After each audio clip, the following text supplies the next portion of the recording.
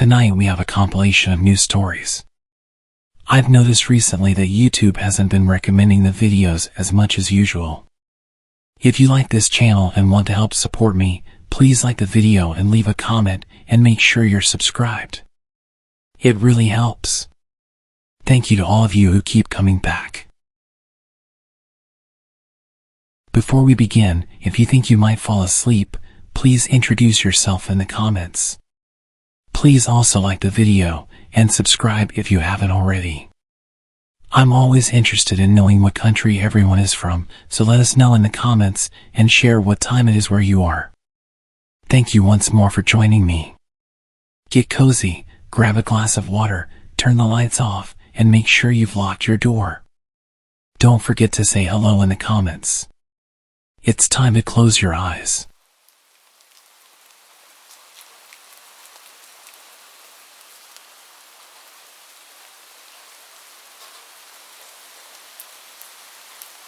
This all went down in the summer of my 8th grade year.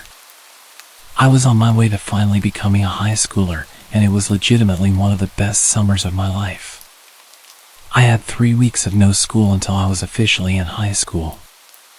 I spent my time mostly playing video games, sleeping, or playing basketball with my friends. I was actually home alone for an entire week, and my parents thought I could hold down the fort. I was a relatively good kid, and they trusted me. So it wasn't really that big of a deal. Besides, I had a cell phone, so if anything were to go wrong, I would have a way of calling someone for help. My dad also gave me access to one of his credit cards for when I got hungry and didn't want to eat what we had at the house. I was really stoked about having the house to myself. I've had people tell me that it was pretty messed up for my family to leave me alone for that amount of time, especially considering I was only 14. They didn't expect anything bad to happen, and neither did I. It was a rare occasion that they were gone for so long. This wasn't something they did often. As a matter of fact, I still live with my parents now, and I've just turned 19. Ever since that day when everything went down, I haven't been home on my own for more than 24 hours at a time. It was a Friday night around 11 p.m. when I heard my phone go off. I received a text message from an unknown number, and all it said was, "Hey." I messaged them back and asked who they were, and they immediately became passive-aggressive, upset with me for not knowing who it was. I apologized to them, thinking it was someone I was close with. I had just gotten a new phone a few months prior and lost all my contacts, so I explained that to them, and they still seemed pretty upset. They started harassing me, and I ended up thinking they were just pranking me, so I turned my phone on silent and continued playing my PlayStation. I'm not sure how long later, probably around 10 minutes or so, I heard a knock on my bedroom window. I thought I was just hearing things at first, but I still decided to check and see who was out there just in case. I moved my blinds to the side and looked out the window, but I didn't see anyone. I wasn't convinced. I knew I heard a knock and was starting to become very paranoid. I looked through some of the windows throughout my house to see if I could spot anyone, but again, there was nobody. I can't deny the eeriness I felt. It was like something was about to happen, something really, really bad. I took my phone out to call my mom, and I had a bunch of notifications from that person who had texted me earlier. The most recent message said, "I'm outside." I couldn't believe what I was reading, and it made my nightmares and everything I was feeling come to life. I went to call my mom, and very quickly, I realized my phone wasn't picking up any service, which was extremely unusual. We have really good cell phone reception, especially at home. We never run into issues with that. At this point, I was literally terrified and had no clue what was happening. I had no way of contacting anyone, and I knew I was absolutely screwed. I wanted to message that person back and tell them to leave me alone, but obviously I couldn't because I had no service. If you're wondering why I didn't use my Wi-Fi to send an iMessage, it's because the person texted me wasn't on an iOS device. I was pacing around my living room when all of a sudden, I heard some noises coming from outside. I went in the direction of the noise, which was toward the back patio, and I listened. Someone was screaming for help at the top of their lungs. My heart began thumping out of my chest, and my initial reaction was that it was a setup. However, being brave in the moment and considering I took boxing classes for years and knew how to fight, I wanted to stick up for myself and whoever was potentially being hurt. I'm not going to lie, I was really wanting to beat the crap out of whoever was harassing me. Plus, I knew if I didn't do something now, something bad was likely to happen anyway. So I did the unthinkable. I walked outside to my back patio, and it was silent. The only thing I could hear was the crickets chirping.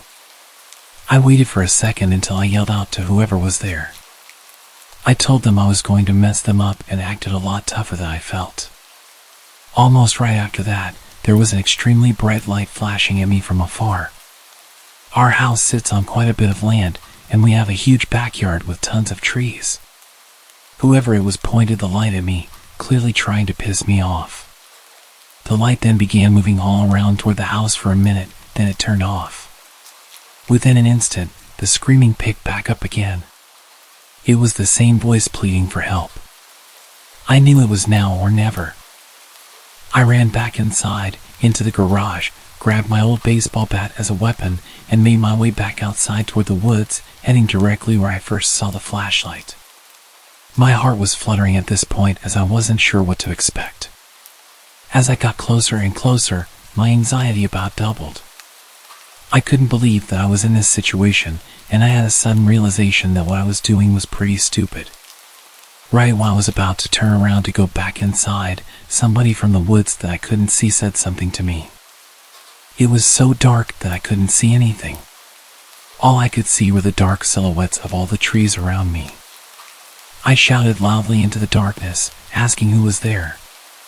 That was when the voice ahead of me whispered and told me to quiet down. He asked me to help him and said he was tied up to a tree and that someone had kidnapped him. Obviously, this alarmed me to the extreme. Despite me thinking it was possibly a setup, I went with my instincts and wanted to help him. It's going to be okay. Just calm down. I'm going to call the police for you. Just hang tight. That's when he started yelling at me. No, help me now. You don't understand. He's going to come back in a few minutes and kill me, he said.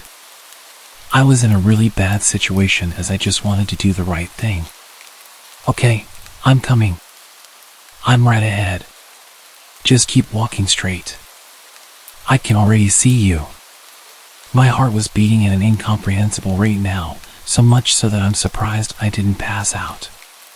All the thoughts crossing my mind set me into a panic, and I was fully into the woods at this point. I looked ahead after walking for maybe 20 or 30 seconds and saw a dark shadow that looked like a person about 30 feet away. Hey man, is that you? I asked, but he didn't reply. I sat in silence for a moment while I tried to piece together what the hell was happening. If that was him, or even if it wasn't, I was in some deep trouble because the man I was looking at definitely wasn't tied up to a tree. He was standing up straight and very much alive. In only a moment's time, the person started running at me. It was at that exact moment I started backing up. Slowly, I eventually snapped out of it and booked it all the way to my house. Somehow, I made it inside before he caught up to me. I shut and locked the sliding glass door behind me, and he was standing right there, pulling on the door, trying to get it open. He was a very tall but slender-looking man with a wolf mask and a big-ass hammer. I barely hesitated and ran to my room. I know what you're thinking right now too. Why didn't I just defend myself with the bat? Well, originally, that was my plan, but things happen. I don't know. I was absolutely terrified, and you would be too if you were in that same situation. I was pacing back and forth in my living room, trying my luck with my phone again, but still, I had no service. I started having some sort of manic episode and began screaming and punching my couch. I was extremely angry and sick of being the victim. I almost ran out there and beat him myself, but I chose a different approach. I waited patiently, and sure enough, after only a minute, he was knocking on my front door. I ran over to the door and told him to see what happens if he stepped even a single foot in my house. He wouldn't be walking out if he did, that's for sure. He then started laughing. I just kept quiet and went back to my room. The knocking grew louder and louder, and eventually, he started screaming. I had no idea what he was saying, but I think he was mocking me. A few minutes went by of this, and that's when I heard my living room window shatter. I got myself ready and hid behind my open bedroom door, just waiting for him to walk in. The footsteps got closer and closer as he walked into a few different rooms. Now he was heading to mine.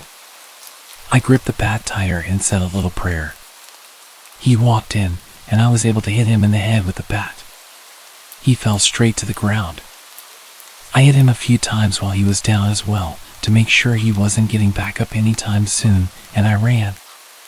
I ran down the road about 5 or 6 miles to my friend's house, and when I finally got them to answer the door, I briefly explained what happened, and they let me use their phone to call the police. A few police officers were sent to my house, and a few officers to my friend's house as well. I then called my parents, and they rushed home. They were over 2 hours away, so it was going to be a while before they made it back. I told the police exactly what happened, and it turned out I had killed the intruder. I didn't know if he was dead until the police officer told me. I was worried I was going to be in trouble, even though I didn't do anything illegal. It was self-defense. The police took me in for questioning, and since I was a minor at the time, they had to bring my parents in as well. Yes, I killed a man as a teenager, and everything about it has completely changed my life. I've been numb, I've been scared, and I've been anxious. I can't tell you how many nightmares I've had about this whole thing. It's all over, and this was years ago. Sometimes it feels like it only happened yesterday, and I relive the whole thing, the blood, the screaming, and more importantly, my lost innocence.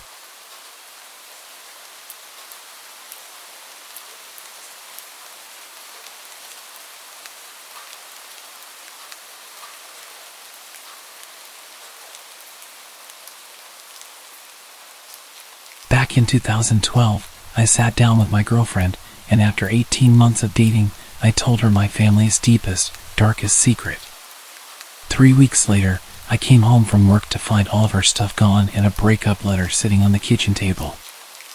I learned not to talk to anyone but my sister about it, but I also feel like if I don't get this stuff off my chest from time to time, it'll just eat me alive from the inside out. I've survived this long by talking to therapists, but at this point, I view therapy like atheists view confessional booths, a nice novelty but inconsequential. The internet, on the other hand, is an altogether different beast. I can remain anonymous, and strangers online can give their opinions. And just like it allows me to say things I'd never tell a person face to face, it allows you to give me your full and unfettered opinions, as brutal as they may be.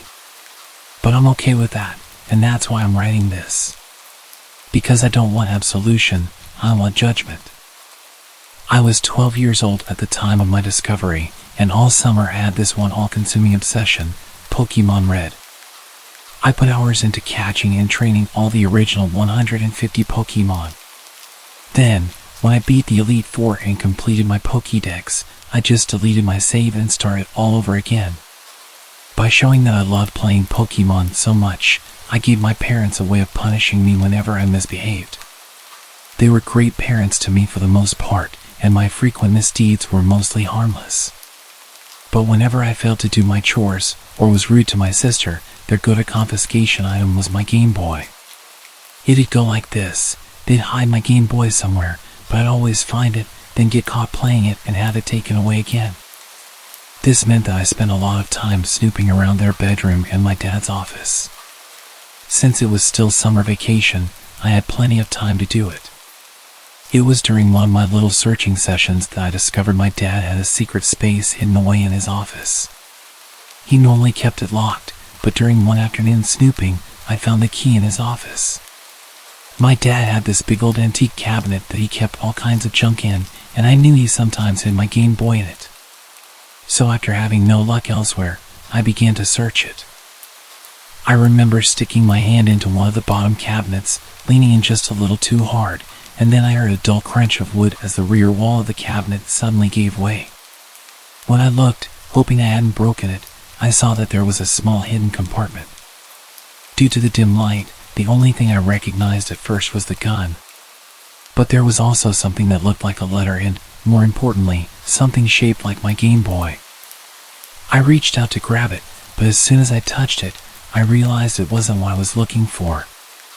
It felt leathery, not the plastic I was used to, and as curiosity got the better of me, I pulled it out of the hidey hole to see what it was. It was a journal, this old-looking leather-bound journal. When I opened it up, I recognized my dad's handwriting. I might have recognized his handwriting, but I definitely didn't understand most of what was written. The entries were clearly dated, but what followed was an unintelligible mess of abbreviations, words, and phrases. There were also these little hand-drawn diagrams of what looked like beds along with stick men that had their limbs contorted into unnatural positions. I didn't understand what I was looking at, but I just knew from the fact that it was hidden that it was some secret side of Dad that he didn't show us. I was so filled with grim curiosity that I felt compelled to check out the other stuff. First came the gun. It was much heavier than they looked in the movies, and it was much scarier. I held it like it was made of glass, not even daring to touch the trigger. I then put it back as slowly and carefully as I could. I saved the thing that looked like an envelope until last. I figured that it'd be sealed, but after retrieving it, I saw that it wasn't an envelope at all. It was one of those plastic wallets that 1-hour photograph developers give you, the kind that house all your photos and negatives tucked inside. I figured that it might be pictures of my family since those are the only kind I've ever seen come out of a wallet like that. But the only member of my family present in the pictures was my dad, and this version of him was unlike any I'd ever known. The first few pictures were of a bed, somewhere I didn't recognize. It didn't look all that remarkable at first, but then I noticed the rope tied around the bedposts, and that bad feeling I had started to intensify. The next few pictures were of a bunch of tools all laid out on a wooden table, but I noticed a few other things mixed in with them. There was a hammer, a hand drill, a pair of metal pliers, all home improvement stuff, but there was also a scalpel and other surgical-looking tools that looked so sharp they made me wince. The next photographs I saw were of my dad, but like I said earlier, there was something really off about him. He'd taken some pictures of himself, but he seemed to be particularly interested in the way his eyes looked, as some were close-up shots of them. I don't know why he didn't just take a look at them in the mirror, but then again, I had no idea why Dad was doing any of this stuff, let alone why he wanted to hide it from us. When I saw the next picture, I got this intense feeling of dread and knew that I was looking at something he'd never want his family to see. I figured the first person in the selfie was my dad, but the face was covered by a kind of cloth sack, made of black wire mesh, so I couldn't be 100% sure. Assuming that he could see out of it, there was no good reason why my dad would want to cover his face up like that. There was also no good reason why he'd want to use it as a blindfold, and the thought of him doing something like that filled me with dread. But then, when it came to the next few pictures, that feeling was replaced by one of confusion. The pictures showed a young Asian man smiling as he posed next to an art installation somewhere downtown. The next picture was of my dad smiling next to the same art piece. I didn't recognize the guy, but I did think it was odd that he looked way younger than my dad. The happy vibe continued for a few other photos. There were pictures of them drinking together at a bar. Pictures of the Asian guy looking like he was dancing. It was all smiles in all the pictures. Suddenly, the vibe of the photos changed dramatically. In the next picture, he was standing awkwardly with his arms by his sides, with a look of slight fear on his face. The next few showed him tied to the bed. He was looking up at the camera, and the terror on his face was even more pronounced. The final picture showed a man in that cloth mask leaning over the guy. I couldn't see what they were doing, but the guy's legs were all tensed up and pulling on the ropes that bound them, almost like he was in an intense amount of pain. I remember having an incredible visceral reaction to that last picture, so after shoving the photos back into the wallet, I tried to put everything back into the little hidey hole exactly as I'd found it. After that, I abandoned the search for my Game Boy, locked up my dad's office, and spent the rest of the afternoon in my bedroom, swinging back and forth between thinking about what I'd seen and trying to forget about it altogether. When my dad got home from work, he just figured that I was angry at him for confiscating my Game Boy. Only my mom realized that there was something deeper going on, but I couldn't bring myself to tell her what I'd seen. If I did, it would be the end of my family as I knew it, so I just kept my mouth shut. It wasn't that I didn't want to talk to someone about the pictures, I just didn't know how to do it without some kind of familial apocalypse. Besides, I wasn't even sure what I'd actually been looking at. I tried to pretend that I hadn't seen anything, but my relationship with my dad was never the same afterward. All I could do when I saw his face was picture him in those photos, wondering what the hell he was doing to that poor unsuspecting guy. I assumed Mom knew nothing about what my dad had been doing in those photographs, and I felt incredibly sorry for her. But at the same time, I was burdened with the horrific guilt of being the only one who could warn her, but not being capable of it. Then the day came when he walked into my bedroom and asked me the one question I'd been dreading for almost a year. When he asked if I'd been in his office recently, the words sent a chill through me. Thankfully, I learned to hide my emotions very well, so without looking up from playing Sega, I just flatly told him no. After that, I hoped to God that he wouldn't question me further, and I prayed to hear the sound of the door closing behind him. But the seconds went by, and the door didn't close. He just stood there, staring at the back of my head, saying nothing. Doing nothing. When he asked me if I was sure, I just kept my eyes locked on the screen and gave him the most nonchalant denial I could muster. Those were some of the scariest few moments of my whole life, and even when the door finally closed, I was terrified that he'd be standing there waiting to have a private talk with me. He wasn't, which was obviously a huge relief, but as I got back to my game, I started to wonder if he had actually taken me at my word. Then, like a bullet between the eyes, it hit me. Some minor detail from almost 2 years ago came rushing back into focus. After the dread got too much for me, I just shoved the photos back into the wallet. What I hadn't done was rearrange them back into their original order. Someone who really knew those photographs, someone who put them together, would know exactly which order they were in. This was obviously a huge problem for me, but as I continued to think on it, I realized something. He couldn't actually accuse me of looking at the pictures. He couldn't just outright accuse anyone because if they weren't the guilty party, they'd know that he'd been hiding something. That little detail was the only thing that saved me from God knows what, for years. With time, the whole thing kind of faded into the background. It was always still there. But the idea of my mom finding out about the pictures, of seeing all the heartbreak and the shame in her, I just couldn't let that happen.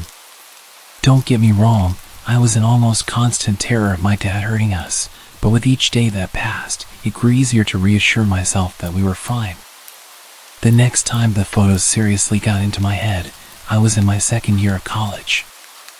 I was on the opposite side of the country, studying at USC as far as my grades could take me. Moving away came with a fresh helping of guilt. I felt like I abandoned my mom and sister to whoever my dad truly was, or at least used to be. I just couldn't do it anymore. I'd spent 6 years swinging between anxiety and depression, and it had been years since he found out someone had found his little hidey hole, as I call it. If he was going to murder us all in our sleep, I figured that he'd already done it. Without all that stress in my life, my mind started to compulsively focus on the finer details. I ended up spending hours at a time poring through news articles that detailed missing persons or dead bodies that had been found from all over the Northwest. I didn't know what my dad had actually been doing to that guy, and sometimes I wish that I'd looked at the rest of the photos so I knew for sure.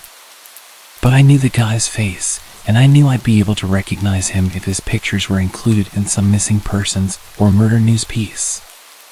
On multiple occasions, I considered how utterly futile it was spending hours at a time reading through random articles that listed the victim as having an Asian-sounding last name. It must have been hundreds from the past decade or so, and I didn't actually know when the incident in the photo had taken place. I realized that I was trying to find a needle in a haystack. But then, one day on some rainy Thursday afternoon, I found my needle.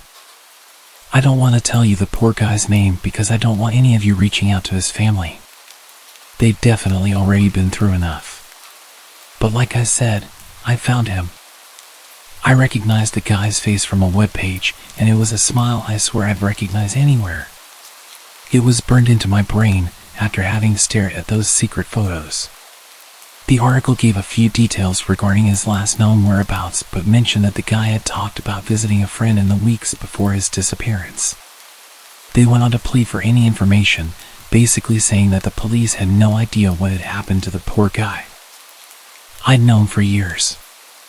I just didn't quite realize it. Incidentally, the answer to my fixation brought up a whole new question. What was I going to do with this information? The answer was simple: nothing. There was nothing I could do that wouldn't have a devastating effect on my mom and sister. My sister wasn't very old, definitely not the age to process the fact that her father was at the very minimum involved in the disappearance of another human being. There was nothing I could do right then. Nothing I was okay with. But now that I had my answer, I could at least plan to do something in the future. I didn't quite know when that might be, and I wasn't quite sure how I'd go about it, but I knew I was going to confront him about it at least before he died. Yet, as it turned out, it wasn't my dad's impending death that prompted me to put my plan into action. It was my mom's. 2 years after I graduated college, I was living in Charlotte, North Carolina, when I got a phone call from my little sister. Mom had cancer.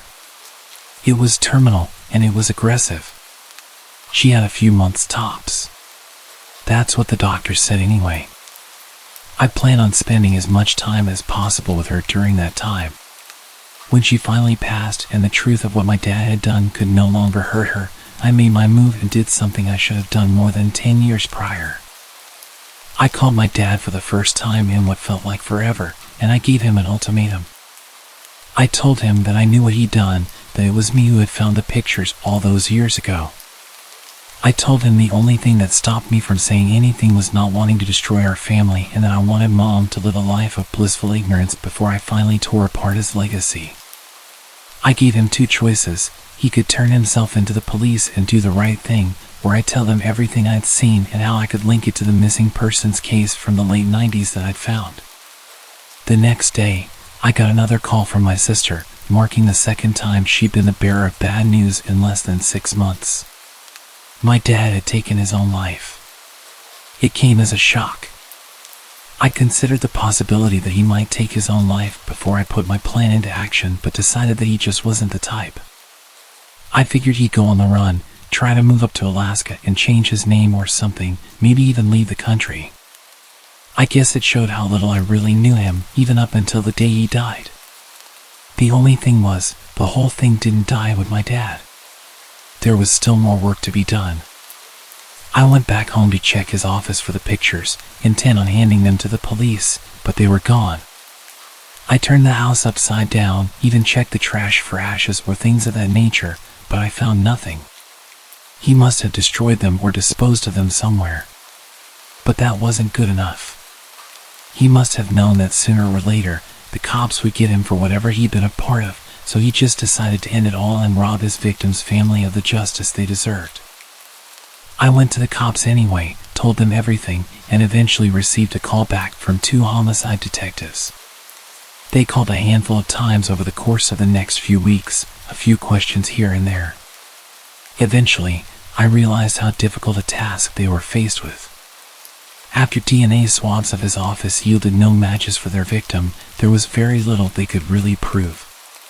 Even if I did manage to turn over the photographs, the only person they showed committing a crime was a man in a mask. All they could do was speculate. Yet, I know it was my dad under there. In my mind, there's no reason why he'd take his own life. He cultivated such a wholesome facade over the years, having successfully concealed a past blackened by death, that no one thought him capable of such things. He was far too proud to watch it all crumble in front of him. But even now, it's still not over. My dad has since been considered a suspect in the disappearances of multiple young men throughout the 90s and early 2000s. I've still yet to hear anything from the police or FBI regarding it, but it's still something that's being actively considered. All these years later, I'm faced with the possibility that my father was an actual serial killer and that my silence following the discovery of the photographs enabled him to continue killing. I could be responsible for an untold number of unsolved murders all over the Northwest. But I tell people that it's not enough to hear platitudes anymore. So judge me. Pour your scorn upon me. I promise you I can take it. As far as I'm concerned, I deserve far worse.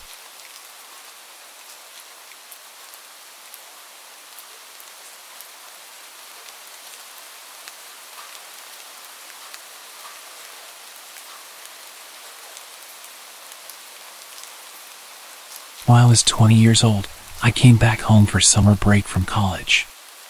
My good friend Becky and her boyfriend had just found new jobs. They had a house all to themselves, sitting at the top of a very steep hill. A bit about Becky, she gets really nervous and anxious all the time. I get anxious too, but I've gotten used to living by myself and dealing with my worries. But she wasn't used to it at all. Their house had a back door in the kitchen. If you were sitting on the sofa in the living room, you could see straight into the kitchen. Right outside the kitchen door, about as high as your shoulder, there was a light that turned on when there was any movement. It's important to mention that Becky's backyard was pretty high up. To get into the yard from the low walkway in front of the door, you had to go up a few steps. The yard was made this way so it wrapped around to the front of the house. So, this motion-sensing light would only turn on if something moved on the walkway, not for any animals in the yard. The yard itself was tiny, with thick wood stretching down from the end of it. Becky was by herself because her boyfriend was working his first or second night shift and she couldn't fall asleep. They were trying to save money, so all the lights were off. Then, she saw a light come through the kitchen window. It was the motion-sensing light. This really scared her, but she tried to just ignore it. However, the light kept turning itself on at different times. She called me early at about 3 a.m. until I finally picked up. I talked to her on the phone, trying to calm her down until her boyfriend came back in the morning. He had the next 3 days off, and nothing happened with the light during that time. Her dad warned her to be careful, suggesting it might have been thieves checking out the house, especially since there had been some break-ins recently on a street close to hers. The next time her boyfriend had to work at night, Becky asked if I could stay over. I said yes. The evening started off pretty normally. We watched movies until about 11. Then, we decided to drive out to the nearest shop and grab some food from McDonald's. Where we live, it's pretty much in the middle of nowhere, so getting there and back took us almost an hour and a half.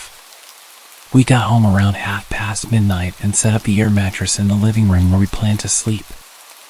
Around 1 a.m., that motion-sensing light outside turned on while we were sitting on the mattress.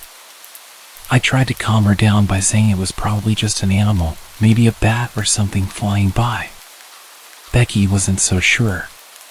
The light went off, but then it came on again. This time it stayed on longer. Becky decided to go upstairs and get her boyfriend's gun. We sat there, really nervous, with the window open so we could hear outside. She joked around, shouting, "I've got a gun, and I'm not afraid to use it." She was trying to make me laugh, but right after she said that, the light turned off. It stayed off for about 3 hours, as if we had scared someone away. We couldn't sleep after that. Around 4 in the morning, I went to the kitchen to get some water. When I turned around to say something to Becky, she suddenly screamed for me to come back. I spun around, and the light was on again. We saw the light turn on and off several times until the dawn began to break. Then, as suddenly as it started, it stopped. We thought about calling the police, but were worried they might think we were making a prank call and we'd get in trouble. The light never seems to act up when her boyfriend is home at night. I still feel really uneasy being alone at her place during the night. I'm sure someone was up to no good that night, whether they planned to break in and found it amusing to scare us once they realized the house wasn't empty, or if they had even worse plans. It was a terrifying experience.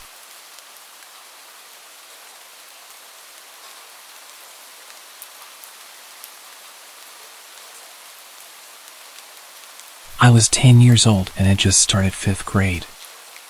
I made a new friend in school, Yanni.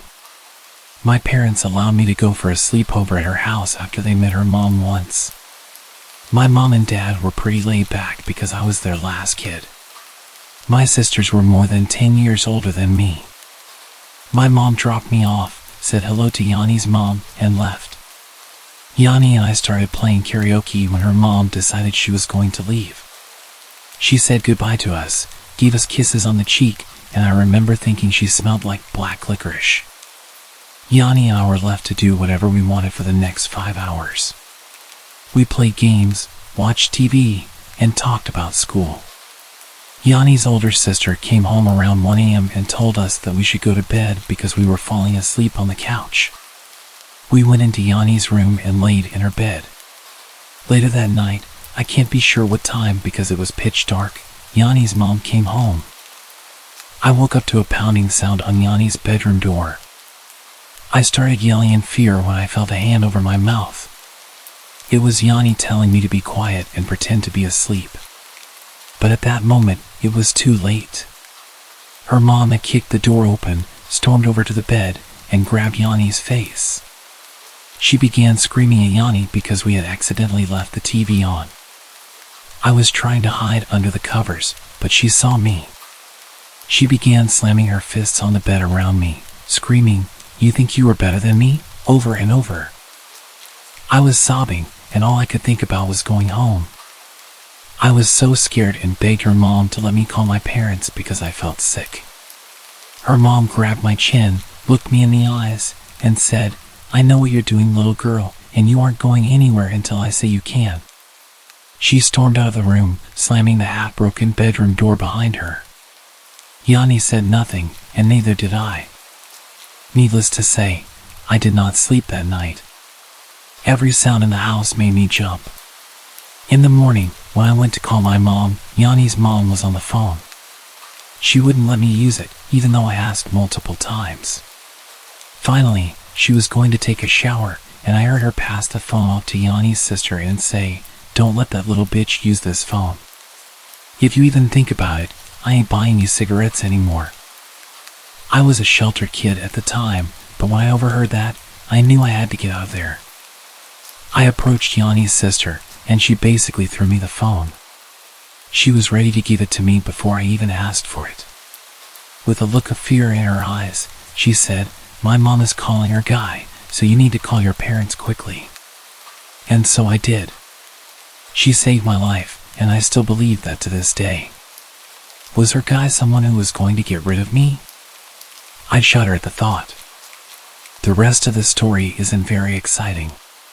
My mom picked me up, and I acted like nothing was wrong. 2 days later, it was Parents' Day in school.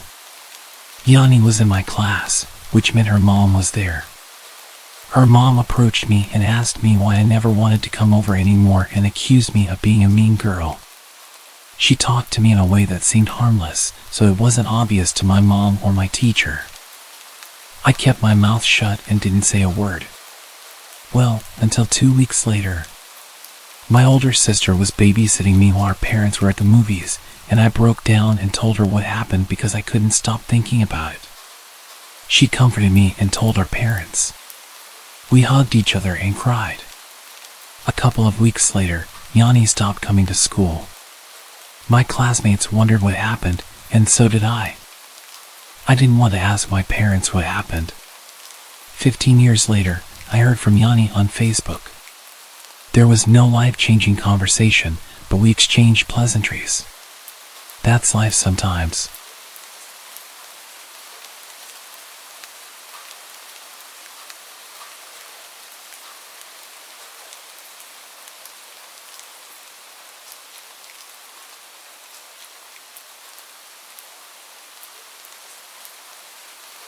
In the summer of 2019, my friends and I were having a sleepover in honor of one of our friend's 17th birthday. Rihanna had invited our friends to come over to swim in her pool and have some drinks and hang out with some boys and sleep in her trailer so we didn't wake up her parents. We would sleep in the trailer on her driveway. There were 4 beds, a bunk bed in the left corner, a single bed directly beside it, and another bed as you walked in. After hours of fun, throwing up, and tons of teenage drama, we decided to head over to the trailer so we didn't wake the neighbors or Rihanna's parents. It was about 3 a.m. when things began to settle down. About 10 minutes later, Reese was still wide awake, and her drunk self decided to look out the window on the top bunk where she and I were sharing. She recalled seeing a teenage boy quickly walking on the sidewalk beside us, repeatedly looking behind himself to watch another guy quickly following him. She decided to stick up for the first boy and yelled random things to get the second guy to stop following him. The second guy, noticeably not sober, instantly heard the screams from Reese and Rihanna, and it caught his attention. Scared, she stayed quiet beside me while I was trying to sleep. About a minute later, Reese decided to check again, and there the guy was, right in front of the trailer, investigating the noise. He was getting really close to the door when Reese then told me, "Hey, don't freak out, but there's a guy right outside the trailer." I sat up quickly to look outside, and he was there, wandering around right beside us. By now, Reese had announced to everyone else as quietly as she could that there was a guy outside the trailer. Rihanna quickly got up, looked outside a window to see for herself, and then told everyone else to get underneath us in the bottom bunk. We were all huddled in the bottom bunk when Mackenzie, our smallest yet fearless friend, decided to stay outside and check the windows. The man, still not sure of where the yelling came from, was gone. We sat for a few minutes in silence, contemplating calling someone, until Mackenzie decided to look out the window of the bottom bunk. This window faced the garage. She quickly announced that he was standing right beside the window. She could only see his legs though. Quickly closing the window, we sat scared once again in silence. Mackenzie kept running back and forth through the windows to see where he was. At one point, he decided to walk to the middle of the street to get a better view of the house. This is when we thought it was over. Everyone was getting back into their sleeping spots, discussing what had just happened when Mackenzie decided to look out the window again. The man was now standing on the front steps of Rihanna's house. We couldn't do anything but just stay quiet and wait until the intoxicated man would leave. We didn't know what he would do if he realized people were in the trailer. He did end up leaving after quite a while, but it definitely took us a while to fall asleep that night. In the morning, Rihanna tried to check her cameras, but they had been disconnected. We have no proof of this happening except for the group of us who experienced it. Rihanna believes the guy came back the next night since she heard a lot of noises from her front door while she was home alone. Moral of the story: don't scream and crack down on men when you're vulnerable in a trailer. You really have to wonder though, what would have happened if he had tried to open the door? I'm sure we could have defended ourselves, but this story could have ended a lot worse.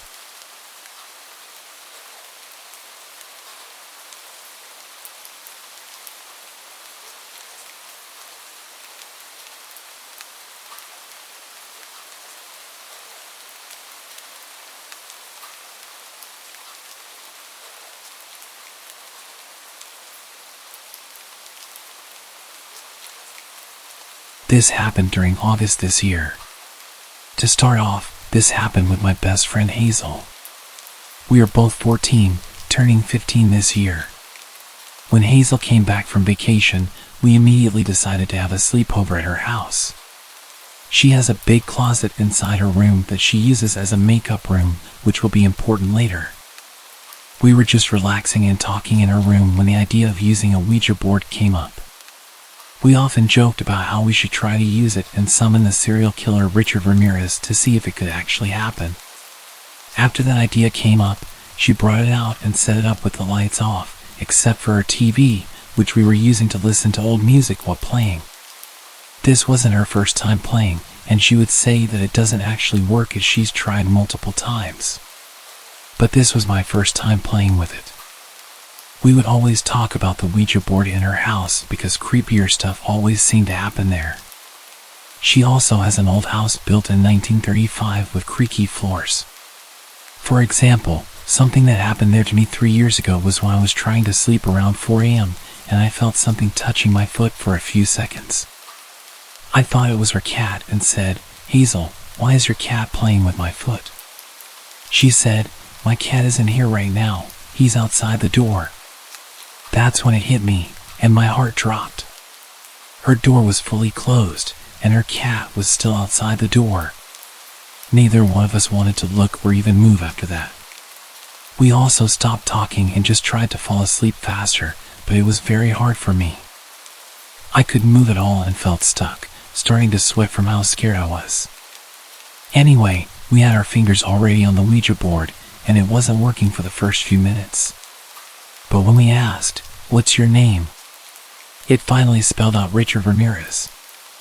I thought Hazel was joking around and moving it herself, until she then promised that it wasn't her. She also took off her finger and let me do it myself to show me that it wasn't her moving it. When she did, it was still moving my finger. We continued asking a few more questions, then we said, "If it's really you, show yourself."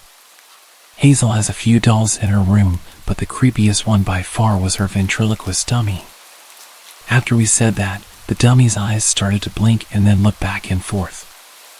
I said to her, "Hazel, your dummy's eyes are blinking."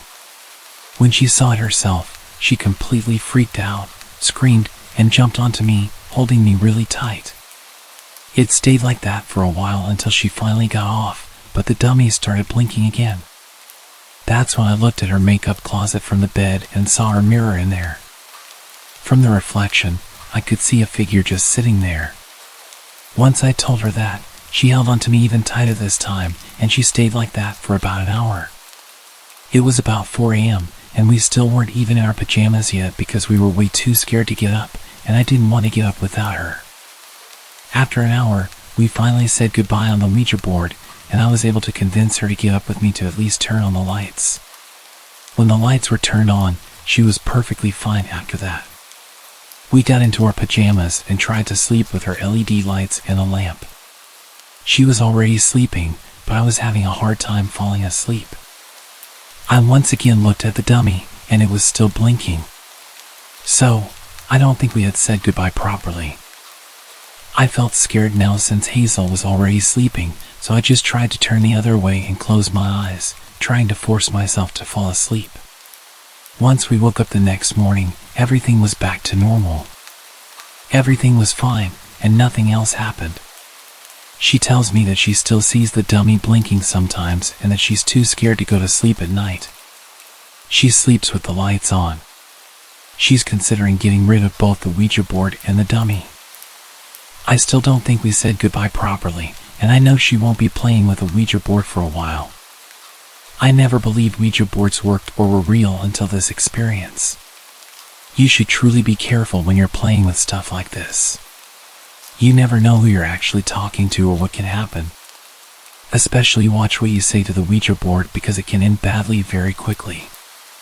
I still don't know if we were actually talking to Richard Ramirez or who it actually was. All I know is that it's real and it actually works, and I don't think I'll ever mess with one again.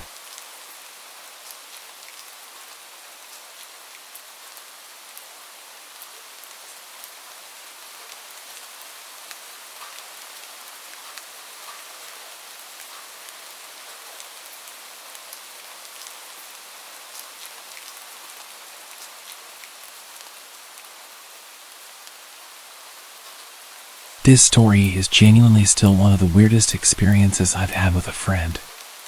It's a huge factor in me having trust issues with friends to this day. I'm 18 now, but at the time of the story, I was about 13. I had just become very close friends with this girl from my school. For this story, I'll call her Sasha. Sasha and I had met through mutual friends, and we grew much closer because we hung out in a group with my absolute best childhood friend at the time. After a while, we started spending time by ourselves. She had just moved, and I would spend a lot of time having sleepovers at her new house. We would all hang out at the local playground with another boy in our grade. For the sake of the story, I'll call him Dylan. At the time, I was in a flirty relationship with Dylan. Sasha knew this and kept trying to get us to spend more time together by going to the playground and such. When she proposed we all take a little time away to go to her aunt's mansion, we were all really excited. Sasha's mom had confirmed beforehand that we were all allowed to go, and told us that we'd basically be house sitting for free while getting to stay at a lovely place. It was just a town over, so my mom wasn't worried about how far it'd be. Once we got to the house, it was absolutely huge. They had 2 big dogs, a huge finished basement, a water garden, a gym, and a trampoline. At the time, I was just so overwhelmed with everything they had.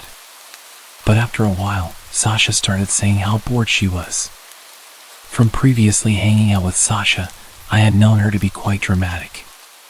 She would switch up the things she'd say depending on who she was with and would completely lie for seemingly no reason. But I was young and hadn't completely figured out the extent to which a person could take those red flags.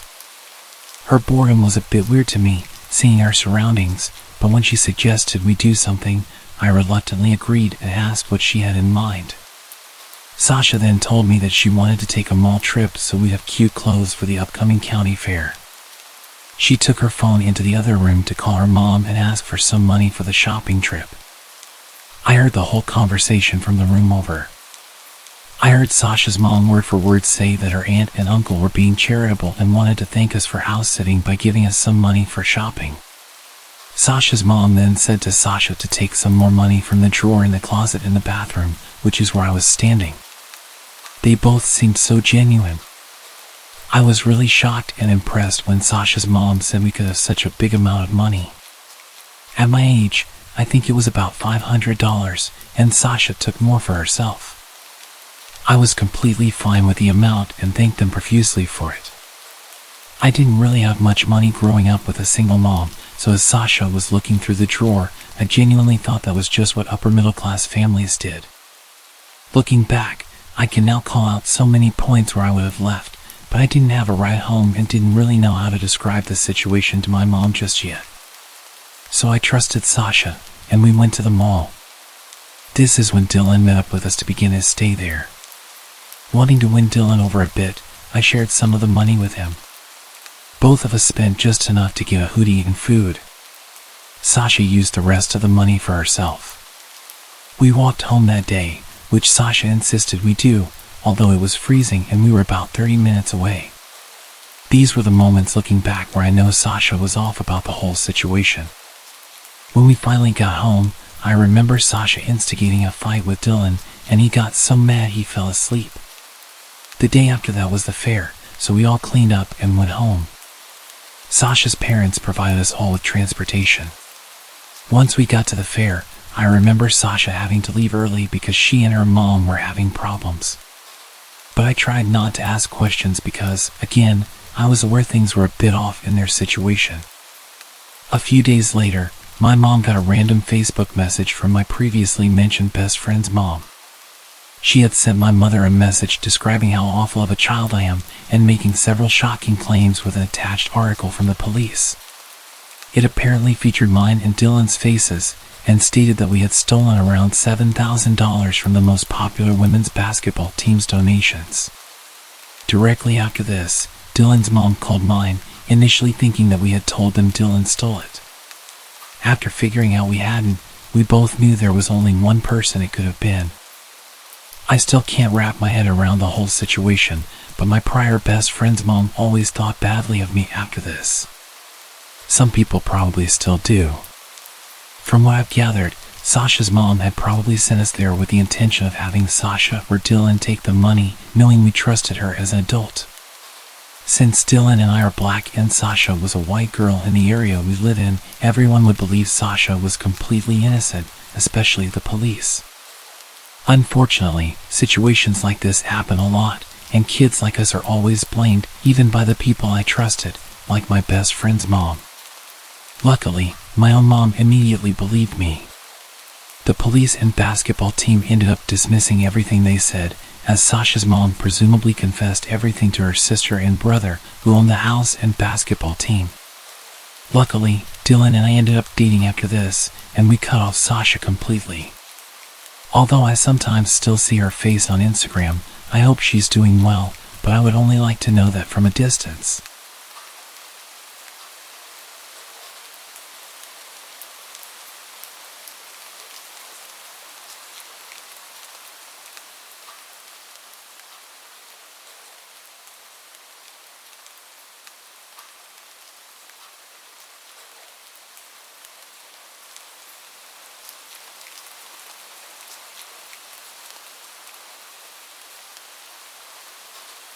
Back when I was a kid, I had this friend in elementary school. We were super close, sat next to each other in class, and hung out every recess and lunch. At one point, we planned a little sleepover. My parents' place was kind of small at the time, but she lived in this big old house with her grandparents. So it was arranged that we'd have the sleepover there instead. I never found out why she lived with her grandparents or where her parents were, but I distinctly remember my mom and dad telling me not to ask her questions about them. The reasons were obvious in hindsight. The only thing was, my friend seemed really set on having the sleepover at my place. I mean, to the point where when we had no choice but to have it at her grandparents' place, she seemed to not want to have the sleepover anymore. I had to convince her to have it at her place just because I was so excited about the idea of having the sleepover in general. Anyway, it comes to the night of the sleepover. I go over to her grandparents' place, and it's every bit as fun as I imagined. We watched movies up in her room, had pizza delivered, ate ice cream right out of the tub, and her grandparents seemed really sweet and nice. Then, I think it was around 9 p.m., her grandpa knocks on the door, pokes his head in, and tells us that he and my friend's grandma are headed to bed, so we're to keep the noise down. He goes to bed, and we carry on with our night.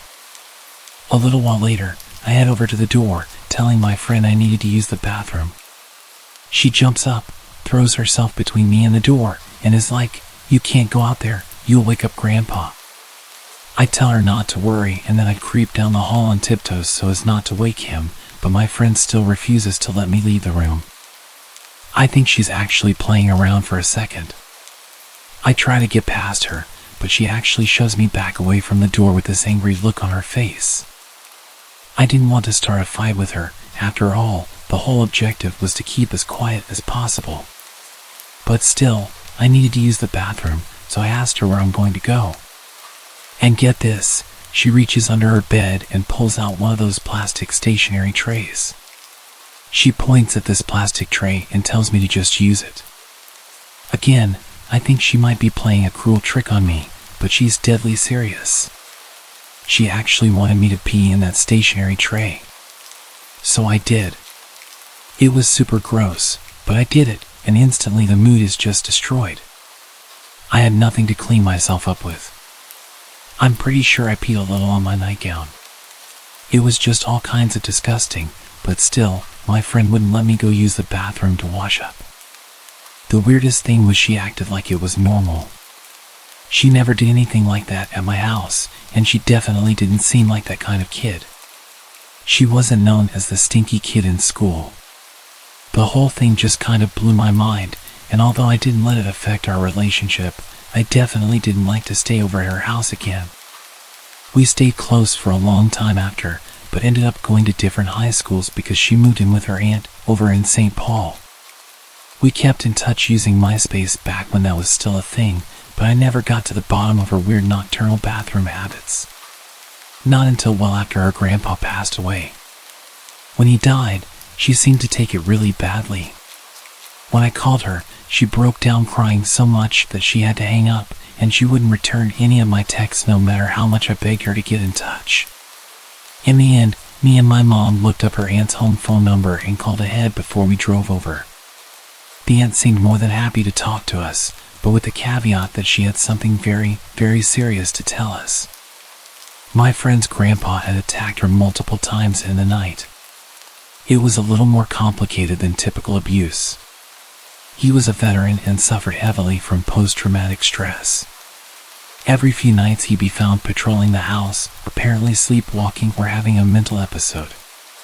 There were a few times when my friend would go to use the bathroom and he would physically tackle her and accuse her of being the enemy. He would apparently interrogate her and inflict pain on her to make her talk. It was all really tragic, because he was a great guy if you met him. That was why her mom wasn't around, and it completely ruined her life. She was too young to understand why he would do that to her, and thought he was just abusive. There wasn't much awareness about his condition back then, so everyone involved just thought he was terrible towards his daughter. She ended up with an addiction problem, which is why she wasn't in the picture. She insisted on not letting the judge give the grandparents custody, but the judge ignored her because she was obviously an addict. I think they were just so terrified of him that they just couldn't talk about it ever, and it was only after he died that it all came spilling out in various forms. The aunt that she was living with was her mom's cousin, so obviously wasn't around for what was happening when they were kids. It was absolutely horrifying hearing about it just as her friend, so I can only imagine how terrible she felt. Knowing she was so close to the abuse, but just not being able to see it. And then it all made sense to me why she didn't want me walking down the hall at night. Why she'd taken to peeing in a stationary tray that she kept hidden under her bed. She wasn't being mean or weird when she made me do it, she was protecting me. No wonder she didn't want me to have the sleepover at her place. And I'm really not trying to make this whole thing about me when I say this, but I feel horribly guilty for not saying anything to my parents at the time. I didn't want to embarrass her, she was my best friend. But that's just the thing about being a kid, isn't it? That naivety. You do dumb stuff even if you don't mean to, and that's what my therapist tells me. I try to believe it, I really do, but part of me will forever remain convinced that somehow I'm to blame.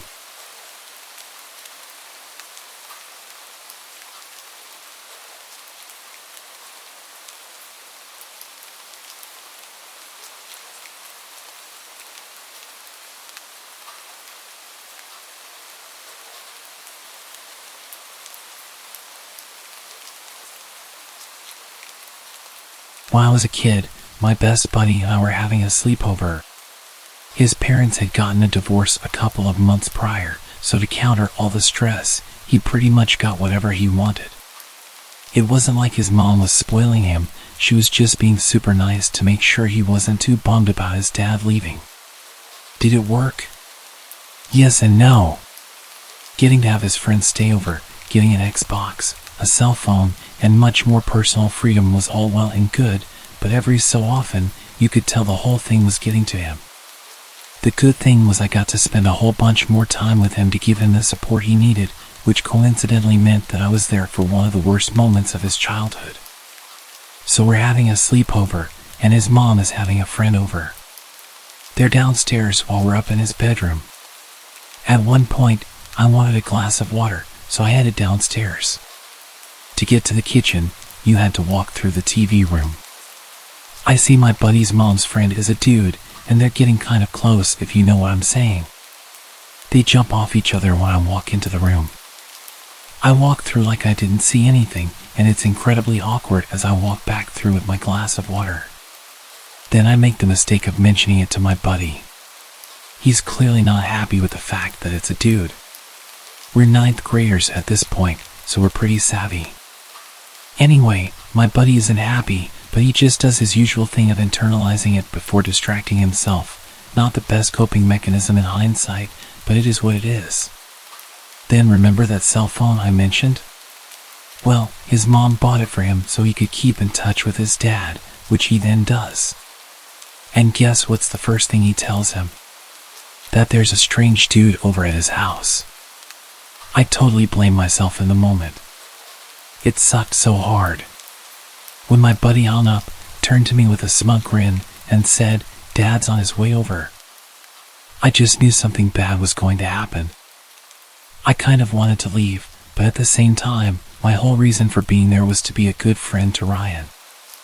I had a really healthy family life at home. My parents were a loving and dedicated couple right up until the day my dad passed, and I'd like to think they raised good kids. But Ryan, his parents were total morons, and good God, did that make me feel bad for him? So I stuck around. I knew something horrible was going to happen, but I had zero clue how bad it would really get. My buddy's bedroom window overlooked his driveway, so when his dad finally did show up, we could see and hear almost everything that happened down there. His dad, and I'm not embellishing here, hurtled up the driveway at like 40 miles an hour, screeched to a stop, and didn't even shut his door when he climbed out of his car. Ryan watched him, looking at him like his dad was a knight in shining armor for a few seconds, right up until he said, "Oh crap, I think my dad has a gun." Hearing that final word sent this razor-sharp icicle running right through my guts. I knew there would probably be shouting and fighting, but not shooting.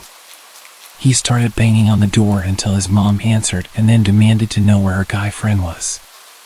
Ryan's mom was all like, "I don't know what you're talking about," but then Ryan's dad goes from 0 to 100 in a second flat. "Don't lie to me. Tell me where he is." There's this very real, palpable pause, and me and Ryan are just on this very nervous feeling. Then his mom asks him how he knows about any man. Again, a shiver of ice through my stomach because I'm basically the one who told. In that moment, I told myself that whatever was about to happen was completely my fault. Ryan's dad exploded at the admission. "You're a freaking liar. Now get out of my way." We could hear Ryan's mom screaming for a second, then we heard another voice. Only this one was definitely inside the house, the guy friend. He was screaming at Ryan's dad to get off him. I heard the guy start to shout something at Ryan's dad, then he just went totally silent, and all you could hear were feet beating against the floorboards downstairs. And then bam! 3 distinct gunshots echoed around the house. Me and Ryan are just bawling at this point because we could still hear his mom screaming, and we had no idea if she'd been shot. What if the boyfriend was dead, if the boyfriend had a gun and fired at Ryan's dad? The whole situation was traumatic enough, but the not knowing, that was just the worst. I had to grab Ryan's cell phone off of him to call the cops. He just totally shut down from the stress. He had a rough enough few months with the whole divorce thing, and now he had to deal with potentially losing a parent. I don't blame him, honestly. It was bad enough for me, and it wasn't even any of my parents.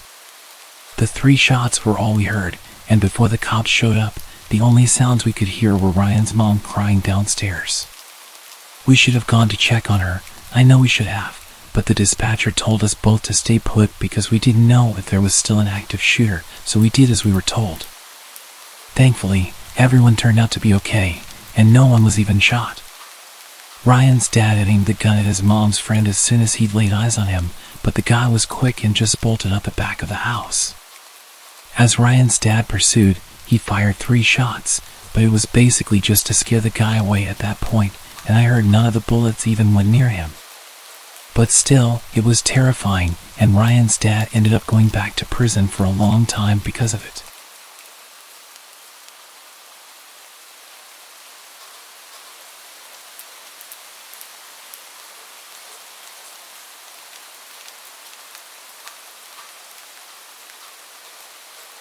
I was driving home one night after attending a 4th of July party at my grandparents' house. On the way home, I decided to stop at a convenience store that was along my route. I bought myself a hot dog, some nachos, and a Gatorade. Afterward, I got into my car and drove down the road, eventually pulling over. I was eating my food while watching videos on YouTube. I was just relaxing and enjoying the evening. Suddenly, a large pickup truck parked directly in front of me, blocking my path rather than just stopping in front of my car. There were 2 men in the front seat. One of them got out of the truck and walked over to my door, tapping on the window and gesturing for me to roll it down. I only rolled it down slightly, enough to hear what he had to say without having to shout through the window. "Hey man, wanna buy some fireworks?" he asked. I told him no thanks, that I wasn't interested, but he was persistent, insisting I come out and have a look. I was firm in telling him no. It was clear he was unhappy with my response. I didn't trust these guys. Not only did they look shady, but who stops people on an empty highway at 10 o'clock at night to sell fireworks to a stranger? The man got back into the pickup truck, and I continued eating my food. However, I noticed that the men hadn't pulled away yet. Their car was still parked right in front of mine, and I could see both men staring at me through their rearview mirror, seemingly discussing their next move. I started to worry. These men were trouble. I started my car and decided to just drive home, having to back up. Unsurprisingly, as soon as I headed off, the 2 men followed me. At first, they were driving very close behind me. Then they became more aggressive, beeping their horn and slightly bumping into the back of my car. I was frightened. thinking they were about to make me crash. I could see in my rearview mirror that one of the men was angrily gesturing for me to pull over. I knew nothing good would happen if I did. I continued driving while these two men harassed me. Thankfully, I saw a gas station up ahead and pulled in, hoping these men would give up and leave. Unfortunately, they pulled in as well. For some reason, they must have thought I went inside the gas station because they immediately got out of their car and ran inside. I took this opportunity to write down their license plate and drive off. Once I got home, I called the police and explained what had happened. It turned out that the car they were driving was actually stolen. The two men were quickly found and arrested. Both had been recently released from prison, having served time for grand theft auto and armed robbery. The police also informed me that no fireworks were found in their vehicle, which didn't surprise me at all. Obviously, these men had ill intentions.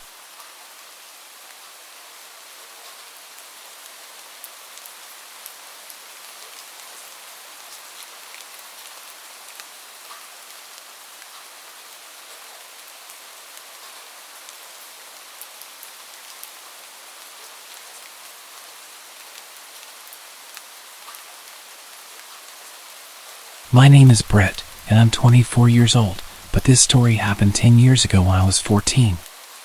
It was the 4th of July, and I was hanging out with my best friend Caleb. We didn't have the best home life, so whenever holidays would come around, we would just hang out, mostly outside like we did most days. There was an old abandoned warehouse near where we lived. It was well known in the community that shady stuff happened, like illegal deals, parties, and even fights that would end with someone getting seriously injured. Like I said, it was the 4th of July, and we knew there would be a big party going on there. Since we were bored, Caleb and I decided to spy on the warehouse and just see what was happening. We walked through the forest that you had to pass through to get there. When we arrived, we saw there was a party going on. There were cars, barbecues, and people getting drunk. We watched for a while until we came up with the dumb idea to sneak inside. There was an old office upstairs that you could sneak into from the fire exit behind the building. We snuck through a gap in the fence, crept along outside the warehouse, and slowly crept up the fire escape. Caleb and I both looked through the window as discreetly as we could. There were two men inside the office talking. One of them was carrying a large duffel bag.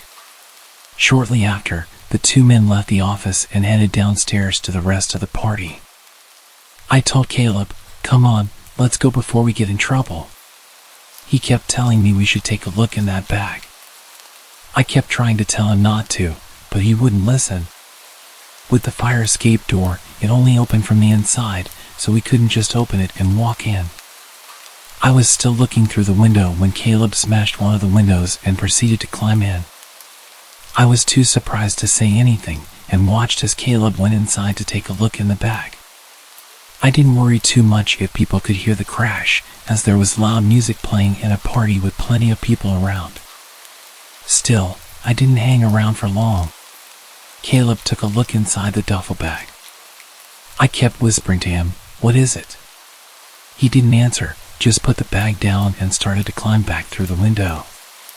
Just as he was climbing through, the two men walked through the door of the office, and one of them shouted, "Get the hell back here now!" Caleb and I ran as fast as we could down the fire stairs. We heard the fire escape door bust open as we were running, and the two men started running down after us. We quickly squeezed through the gap in the fence we had snuck in earlier. Luckily, it took the men a bit longer to get through, as they were obviously larger than us, but it gave us a pretty big distance into the forest. We then heard what sounded like a gunshot. I could be wrong, but we didn't stick around to find out. We ran as fast as we could until we were safe near our homes again. We were both shaken up and scared as hell. I suggested that Caleb come to my house to try and relax for a while. We had a couple of Pepsis from the fridge and loaded up my Xbox. When we finally calmed down, I asked him what was in the bag. He told me he saw about 4 blocks of some kind of white powder, some cash with an elastic band around it, and some kind of firearm. After hearing this, the reality of what just happened washed over me. The thought of the possibility that we could have been killed just fell on me like a ton of bricks. We never went back there after that day. We never told anyone. Until now.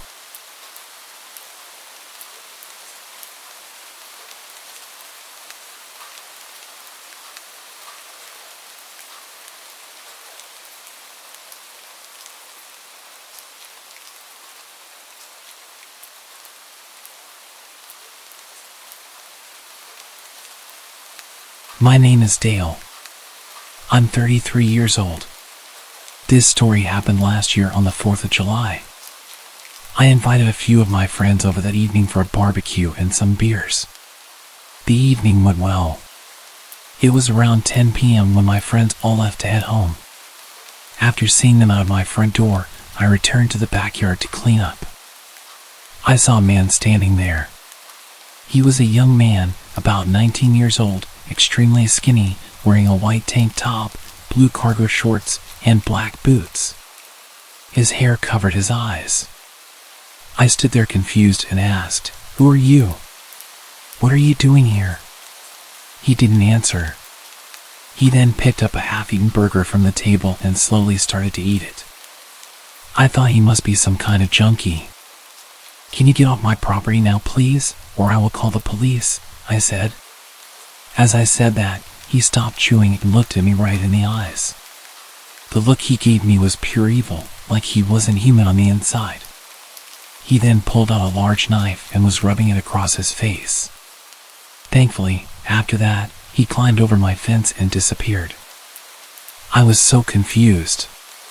To be honest, I thought about calling the police but decided against it, as I haven't had the best experience with the police in the past. I packed a few things away and went inside for the night. I had trouble relaxing and later in the night, trouble sleeping. I kept getting this paranoid feeling that this weird guy was still around somewhere. I kept looking outside at my backyard from my bedroom window just to check that he wasn't out there. Eventually, I fell asleep. The next morning, I went into my yard and I could see a large knife stabbed into the table next to where he had been standing. I was pretty paranoid most nights after that, double-checking my locks and jumping up at every sound I hear at night. But he never came back.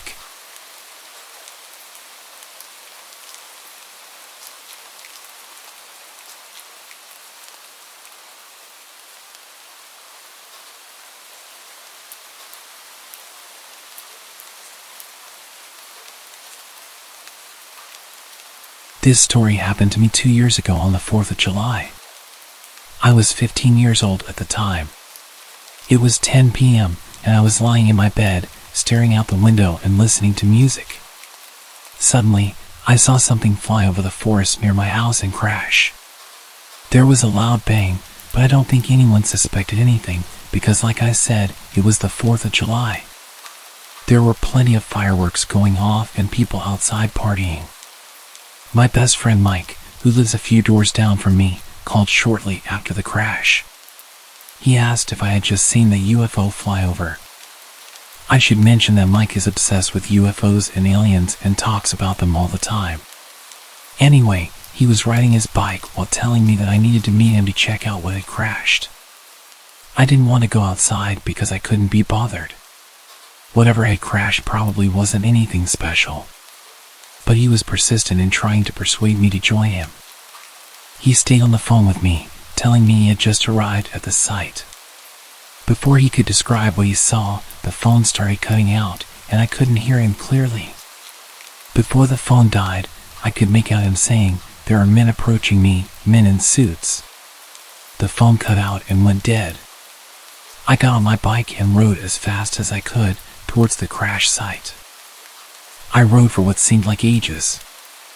I felt like I must have gone past it or missed it somehow.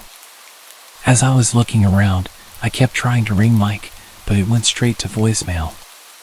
After riding around cluelessly for a while, I eventually found Mike sitting down next to a tree.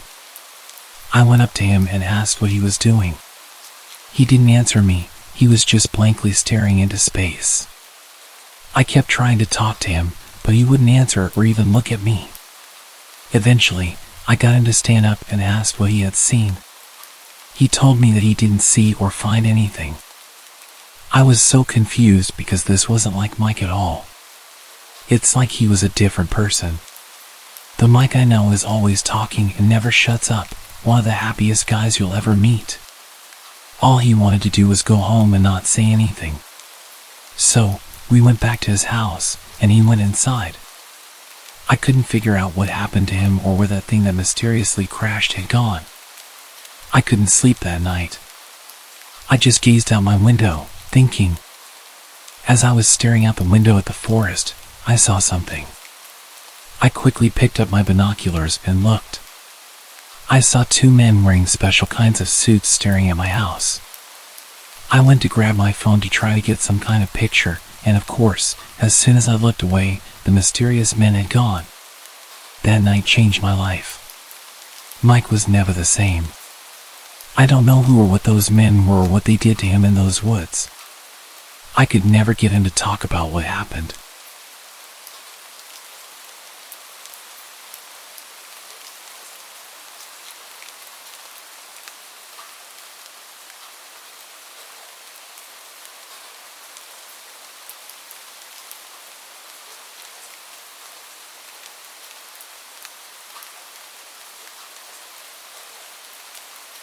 A couple of years ago, during the summer after my junior year of high school, I went to the beach to see the 4th of July fireworks with my friends. For a bit of background information, I lived a county away from my friends and wasn't familiar with the area around that beach. Only one friend, Shelby, lived anywhere near the beach, the others lived much further inland. We didn't have a car, so we walked several miles to the town beach from Shelby's house before the fireworks, and were making our way back in the late evening around 10 o'clock. There's a certain distance from the beach where the crowd from the fireworks always disperses as they make their way down side streets around the point where the major shops in the town are. But we had to keep following the straight road through the center of the town to get back to Shelby's house. The streets are always mostly empty at that point, with only a few stragglers and the occasional cop at a very busy intersection. There were 4 of us, Shelby, Amber, Hannah, and myself, walking in rows of 2 with our arms linked together. We had had a pretty good time and were still feeling kind of giddy and goofy. Hannah was my partner, and Shelby and Amber were walking behind us. We were on a bit of a stretch of road with no side streets, just a bunch of smaller shops, fast food joints, gas stations, etc., where everything was closed due to the holiday and the late hour. There was a group of a few men around their late 20s or early 30s, standing on the sidewalk outside an empty gas station. They didn't move to get off the path when they saw us walking toward them, which I thought was odd, but it was a holiday, and they were pretty obviously drunk. So, we stepped slightly into the street to walk around them. One man grabbed Hannah's arm while we were trying to pass by, and asked if she had a cigarette on her. None of my friends smoked at the time, so we very honestly said no and continued to walk, once Hannah pulled her arm away. The man was tall and fairly well built, and we were all pretty short, so we were a little startled but didn't think much of it. As we walked down the street, we even made a few jokey comments about it when we were far enough away from the station. Several minutes later, Amber and Shelby fell a bit behind because one of the crappy flip-flops Amber was wearing slipped off her foot. Hannah and I didn't notice and kept walking, and the next thing we knew, Shelby and Amber were leaning over our shoulders and whispering that the man from the station who tried to ask Hannah for a cigarette was following us a few yards back without any of his friends in tow. We were all a little freaked out at this point, but we decided that it was possible that he just happened to be going in the same direction. So, we picked up the pace and continued down the street. At this point, intersections started appearing every few blocks or so we switched to the other side of the street and kept going.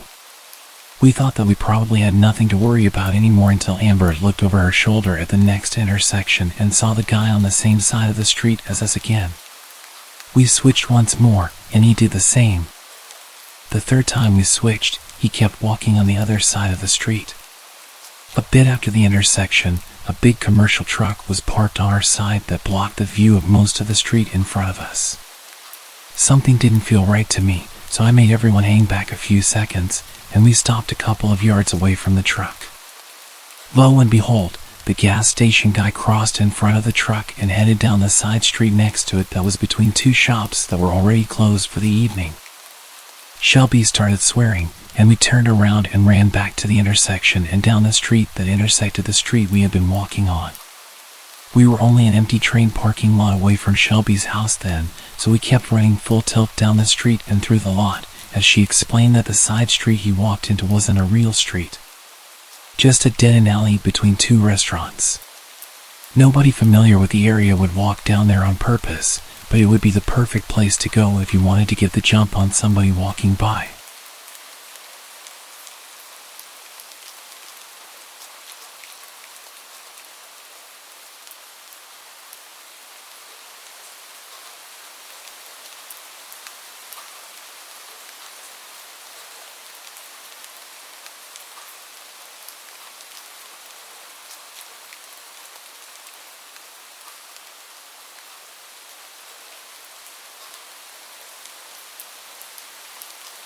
This happened during the summer of 2008. For context, I'm female, and at the time, I was in a relationship. We'll call my boyfriend Jake, for privacy reasons. Jake was 35, and I was 30. It was the July 4th weekend, and my boyfriend wanted to go camping as he always does, every 4th of July. Usually, he goes with his ex-wife and son, who is 7 years old. A little bit about me. I'm definitely not an outdoorsy kind of person. I don't like dirt, bugs, or wild animals, and the thought of not having running water or a roof over my head absolutely terrifies me. Yes, I know, I'm spoiled rotten. As reluctant as I was, Jake persuaded me to go and reassured me that this would be a weekend to remember. Well, he didn't know how right he was. He told me we would be leaving Friday morning, which was the 4th, and would come back on Monday. As we both lived in San Jose, California, the nearest place to camp would be the Santa Cruz Mountains near Felton and Big Basin Boulder Creek vicinity. We were going off the map in a more secluded area to experience nature and avoid people. We headed out Friday morning around 7 a.m. If I remember correctly, it was about a 45-minute to an hour drive. During the car journey, Jake told me about these people that supposedly live in the mountains. At first, I thought he was just trying to scare me. I was thinking about the movie Wrong Turn or The Hills Have Eyes. I told him that, and he chuckled and said no, but there are some similarities. He explained in great detail that these people were uncivilized, not socialized, and unlike the rest of us in society. They could possibly be extremely dangerous if we encountered one of them. They basically live like cavemen, he told me. Even though he had never come across any of them, he knew they existed and had even been told by his brother that they do indeed exist. Having just heard this, I flipped out and told him it's a good thing he brought this up now, because he and I both know I would not have come along with him knowing this information. He explained that he was just letting me know, not to frighten me, but to inform me of anything should it happen. We basically know why. He said you can pretty much guarantee nothing will happen. Oh really? I said, how can you possibly guarantee me that? I always come prepared, he said. If you don't believe me, then open my glove compartment. He pointed to the glove box. I did as he asked and opened the glove compartment. Inside, I noticed a leather case. I pulled it out. What's this? Fearing what I already suspected it was, I opened it, and right before my eyes was a revolver. I don't know anything at all about guns. I really didn't want to mess with it. All I know is that it was black in color. This is your guarantee, I suppose? Yes. You must have known on some sort of level that I wouldn't take us out into the middle of nowhere and not have us protected, he said. I guess maybe in the back of my mind I thought, yeah, but seeing it now makes me very uncomfortable, I said. Also, knowing that there is a slight chance of something happening for you to bring that gun out makes me a bit more scared than anything else. He looked over at me and said, I would not let anything ever happen to you. This weekend is for us to enjoy each other's company, and that's what it will be. You'll see, he said. He did a good job of reassuring me because I didn't think much about the gun again.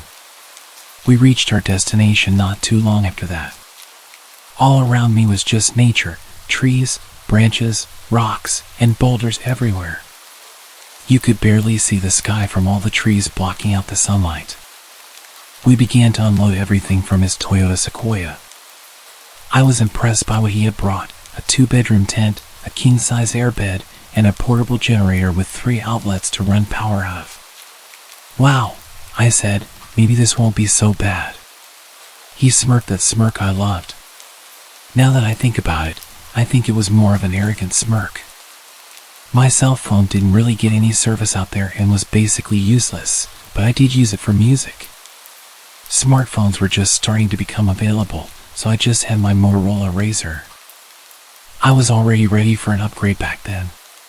Jake said, "Well, I need the power because I have to get some work done this weekend," as he pulled out his laptop from the back seat. "What am I supposed to do while you're working?" "Don't be like that.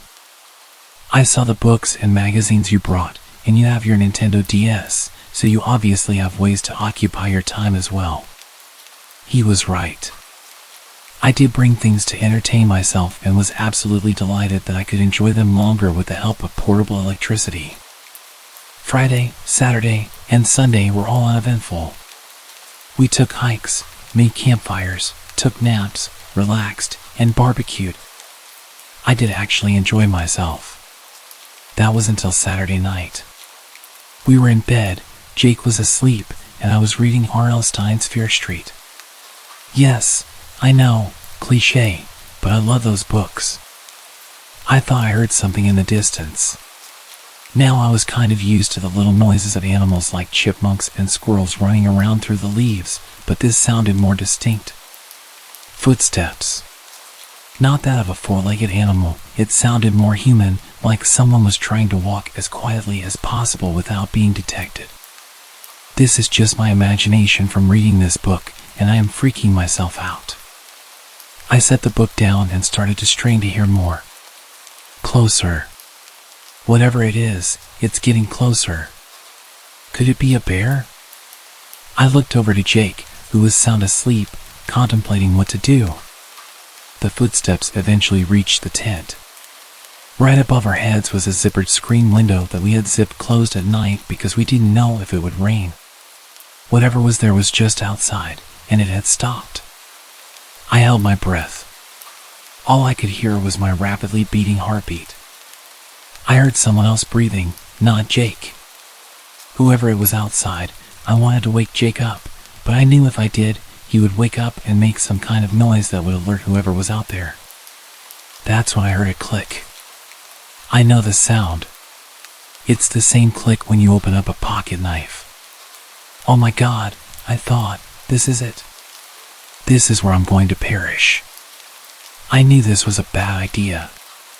That's when I heard scraping running across the tent. I knew what they were doing. They were running that knife all around the tent, taunting us.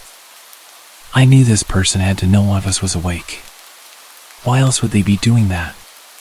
The sound of the blade went all along the side of the tent and came back around to where we were. Then started again. It was then I nudged Jake to wake up. "Jake," I whispered. He started to groan, and I told him to be quiet. I whispered, "There's someone outside." I couldn't see his face or anything for that matter because I had turned off the reading light. "There is someone outside," I said again. I then saw a flashlight shining on the tent. Jake reached over the side of the bed, grabbed his case, and pulled out the revolver. He yelled, "Stop! Whoever the hell is out there, I have a gun, and I will not hesitate to shoot you in the face. Leave now or regret it." The flashlight switched off, and whoever it was started to walk away, not even a speed walk, just casually walking away without any light. It was pitch black out there. Jake held onto the gun as I lay there in horror. Silence. Nothing. No sound at all. We didn't say a word. We were just listening for any kind of sound. Somehow, in all of that chaos, I must have fallen asleep because I woke up to Jake shouting my name to come outside. What the hell? What are we going to do now? Jake grabbed my hand and said, we're going to walk back to the main highway as fast as we can before whoever did this comes back. I need my purse, my keys, and my phone. My phone was still in the tent inside my bag. I rushed over to the tent and grabbed my messenger bag and then realized that my purse and keys were in the glove box. I ran over to the glove box in the Toyota, swung open the door to notice the glove box was torn open and everything was gone. I started to cry, realizing that this situation is too much for me to deal with. My heart sank into my stomach and my knees got weak. I felt like I was going to faint. Jake, they have my driver's license, my house key, my money, my bank cards, I cried. It's about 1.5 miles to the highway. We're going to have to flag somebody down or find a call box since my phone is dead. Don't say that word, I told him. Weak and scared, we started walking down the dirt road we drove just a couple of days prior. As we walked, I could sense that there was someone or something else near us. I had that feeling of being watched. I just kept thinking, please let us get out of here in one piece. Jake stopped. He put his finger to his lips and said, I know. I don't think we're alone. I can hear leaves crunching. I think we're being followed. Just keep moving and know what I told you on the way here. I mean it. I'll do whatever I have to do to protect us. I will not let anything happen to you. I was thinking, thank goodness for that gun, but I wish we weren't in this predicament to begin with. Speed walking got me tired and thirsty. Then I could hear cars in the distance. We are almost there. Yes, just a little bit more. Finally reaching the highway, I pulled out my phone and I had a signal. Not much battery, but just enough for us to call the police. Jake called them. They were there in about 5 minutes. 2 patrol cars arrived. Jake explained everything while I sat on the curb. I was questioned about the events and said all my identification cards were stolen, my house keys, and car keys. The officer told me to cancel all those cards immediately and have my house locks changed ASAP. He also suggested having my vehicle's locks changed as well. I didn't even know you could do that. 2 more officers arrived, talking to Jake and helping us go back to the camp to get our stuff. I didn't really want to go back, but having the police with us felt somewhat safer. Jake had called his insurance and was expecting a tow truck soon. When we arrived, 3 of the officers looked around, took pictures, questioned us some more, and sealed off the area with yellow tape. It made it look like a crime scene, which I guess it was, because a crime did take place there. The officers asked us if we had any idea why someone would do this. I said no, and furthermore I didn't tell anyone besides my mother that I would be coming out here. Jake said he only told his ex-wife where he would be, who was home with her son. The officer explained to us that it was likely an isolated incident and it could have been someone who most likely didn't want us camping out here. Big surprise, I thought, but even this was extreme, and I wasn't really buying that load of crap the officer was telling us. It seemed like he knew more than what he was saying. So what's going to happen now? The officer told me, well, we have your information and reports. We will investigate, and we will search for fingerprints and other evidence. If and when we come up with any information, we will let you know. You might have to testify against any culprits we apprehend. Until then, he said, get all your locks changed, cancel your credit cards, and let us know if you come up with any new information. About 10 minutes later, the tow truck arrived. We gathered all of our belongings, and we got out of there. I was confused that nothing in the tent was stolen, not even Jake's laptop. Now, if I let my imagination run wild, I could think of other things that didn't make sense, but I didn't want to go down that path. On the way back to the city, I was in so much disbelief. I wanted to say to Jake, I told you so, but he looked so hurt and confused. I couldn't do it. Plus, it sucked to be right. I mean, I really did want to enjoy myself this weekend, and it started out pretty good. I got home, canceled everything, and had my mom call the locksmith and change all the house locks. I made an appointment for my car to get the locks changed as well and left it in the garage. I was still tense just knowing someone had my address and the keys to my house. Even though they couldn't unlock my house door, that wouldn't stop them from breaking in. I don't think anything ever came of the situation, or if it did, Jake never informed me of it. We spoke about it, and he was constantly checking in with the police department. He bought a new SUV. He didn't want any kind of reminder of that weekend, and I agree with that. We broke up a few months later for other reasons. I always wondered if he ever went camping again after that or if he regretted that weekend. As for me, it's been about 12 years since that horrible weekend. I now live in a different state where people do camp a lot.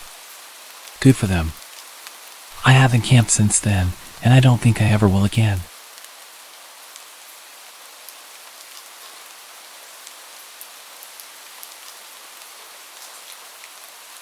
And downloaded the required programs. I prefer to use my laptop over my desktop in case of viruses. My 7-year-old laptop was a little more disposable. I went through a Bitcoin phase a few years ago when it was blowing up, so I already had a little saved. It wasn't much, roughly $632, but it was enough for what I was looking for. After the downloads were finished, I opened the browser and started my journey at the Hidden Wiki website. They provide a lot of useful links to get you started on the deep web. I scrolled through the warnings and general information and found the links I was looking for. Almost forgot, I muttered to myself as I grabbed the duct tape from my desk drawer. I cut a tiny square piece off the end and placed it over my webcam. Call me paranoid, but I'd rather be safe than sorry.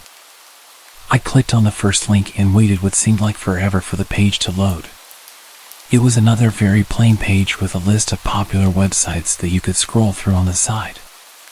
I continued my search through the web links until I found a page dedicated to mystery boxes. I wanted to find one around $500 so people knew I meant business on my channel. I was worried about being scammed. I decided to continue my search after a quick bathroom break. When I came back, I noticed my mouse was off to the side and I couldn't see it on the screen. I wiggled it around to see if it would appear, but the web page was a similar color to the mouse cursor, so I couldn't see it. I clicked a few times to see if my mouse was working and accidentally clicked a link. I was taken to a pitch black page with small white text near the top. I'm selling one random package to anyone brave enough to receive it for only $400 or best offer. I thought to myself and decided I'll take my shot. I hit the small payment button and was asked how much I'd like to spend. I entered $300 with my fingers crossed. The payment went through without any hesitation, and I was instantly met with a chat box asking where I'd like my package sent. I know this wasn't a good idea, and I regret it to this day, but I assumed the other YouTube channels used their own addresses often, so I thought nothing of it. Without much consideration, I gave them my full name and address. I waited over a month for the box to arrive. 36 days to be exact. It came directly to my front porch. It was wrapped numerous times in tape and looked really suspicious. I set my camera on the tripod and adjusted it to show the box on a small wooden table. I draped a sheet in the background to make it look a little more professional. I collected some gloves and scissors so I could film the video in one go. Hey everybody, welcome to tonight's vlog. I continued my monologue, mentioning how I got the box and how much I paid. Without wasting further time, let's open this deep web mystery box. I grabbed the scissors and cut along the red tape. I made sure my gloves were on tight and I ripped the box open. My brow furrowed as I saw just one book. Without saying a word, I took the book out of the box. I was pretty pissed that I'd spent $300 on a book. Well, looks like we got a dud. These pages better be made of gold. The outside of the book was old and tattered, and it smelled of mildew and mold. I cracked the book open to the first page and glanced over the contents. It's an old photo album. Smells like rot. Let's look at these pictures. I showed the camera a view of the page's contents. It had 4 pictures on the first page, all labeled by days. The pictures were taken with an old Polaroid camera. There were pictures of airplanes, random suitcases, a couple of taxis, and some pretty shady motels. Looks like someone's old travel photos. I continued flipping through the pages. Every day was a different photo of nature, cars, or trains. Day 18 held the oddest photo yet. It was just a mask, handcuffs, a gag, and a bottle of some sort of drug. These people had one hell of a party, I said to the camera, trying to keep the video interesting. I zoomed in on the picture with the camera so everyone could see it. Around day 30, things started getting weird. There was a picture of a house, but not just any house. It was my parents' home. I covered my mouth with my hand as I gasped for air. How is this possible? I was unable to form a sentence. I was at a loss for words. These were undeniably personal photos. Day 33, I turned the page and there was a woman handcuffed and gagged. I immediately vomited as I saw my own mom scared and crying. And then I noticed that my dad was also in the photo, face first in a pile of what looked like black tar. Day 34, this photo was taken inside what looked like a vehicle. I focused my gaze on the dashboard where a small photo was barely visible. It was an old school photo of me. They were in my dad's truck. Day 35, another house, but this one much smaller. The photo was too blurry to make out the details. My hands were trembling and all I could hear was my heartbeat pounding in my ears. I flipped to the last page. I immediately threw the book to the ground and ran to the window.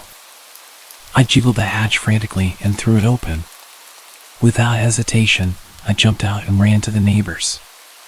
As I was running, I turned around for a brief second. What I saw haunts me to this day. A tall hooded figure stood in my room, looking at me through the window. He stood motionless before lifting his hand and waving. I screamed for my neighbor who hurried me inside and called the cops. I sat and just cried. I cried out of fear for my life. I cried for my parents. I cried because it was all my fault. My lack of common sense got my parents killed and I will have to live with that forever. If you access the deep web, do not release any personal information. Even if people on YouTube do it. Most of it's not real. And always check your boxes. It would have saved me a lot of trouble if I had noticed it had no tracking sticker on it. It was hand-delivered.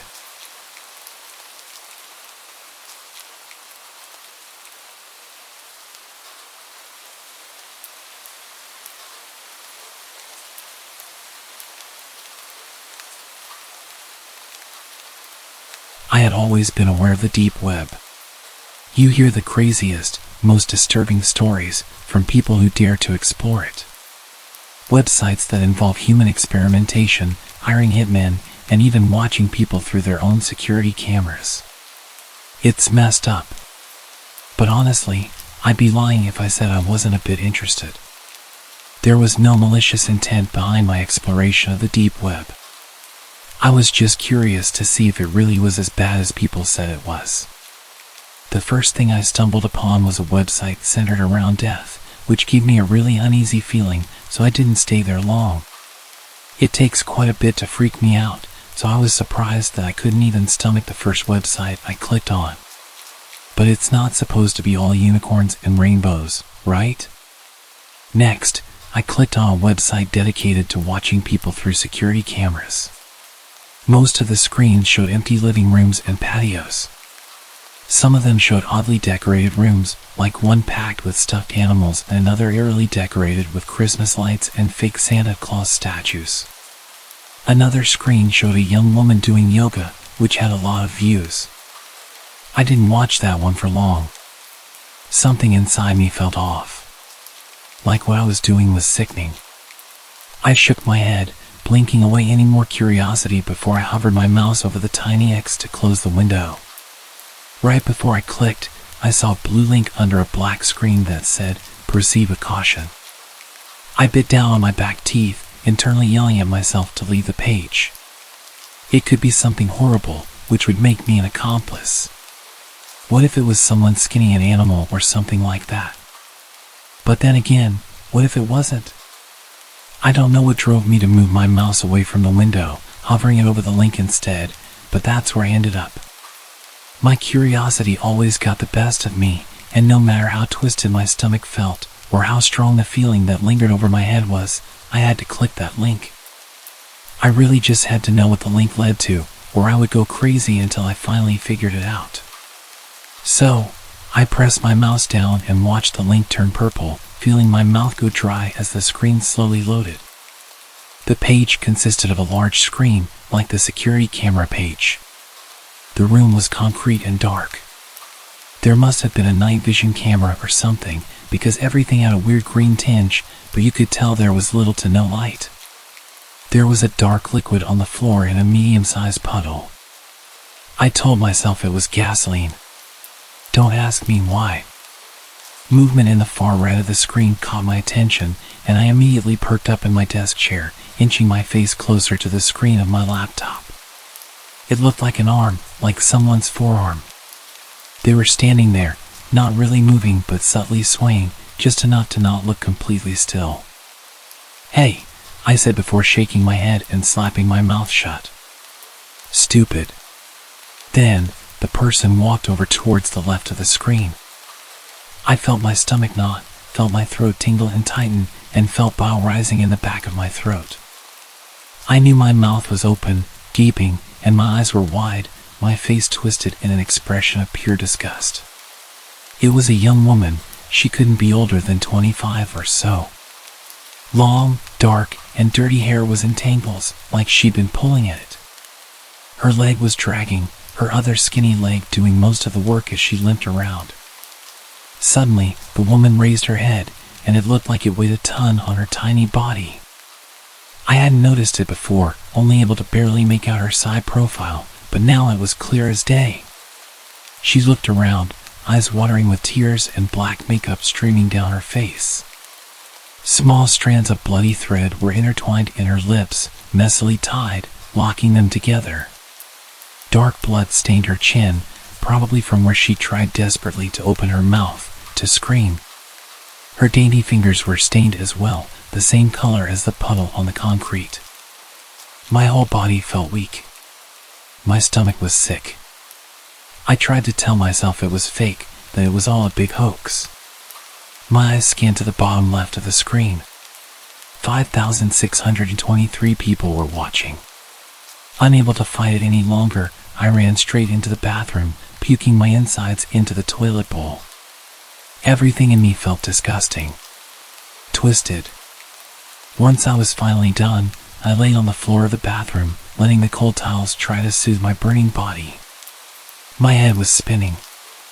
I kept repeating to myself that I shouldn't have clicked the link, I should have left, I should have closed the window and told my inner curiosity to go away. Instead, I was lying on the floor, with the bathroom reeking of vomit, and my mind a complete mess over what the hell I just watched. Should I get the link and send it to the police?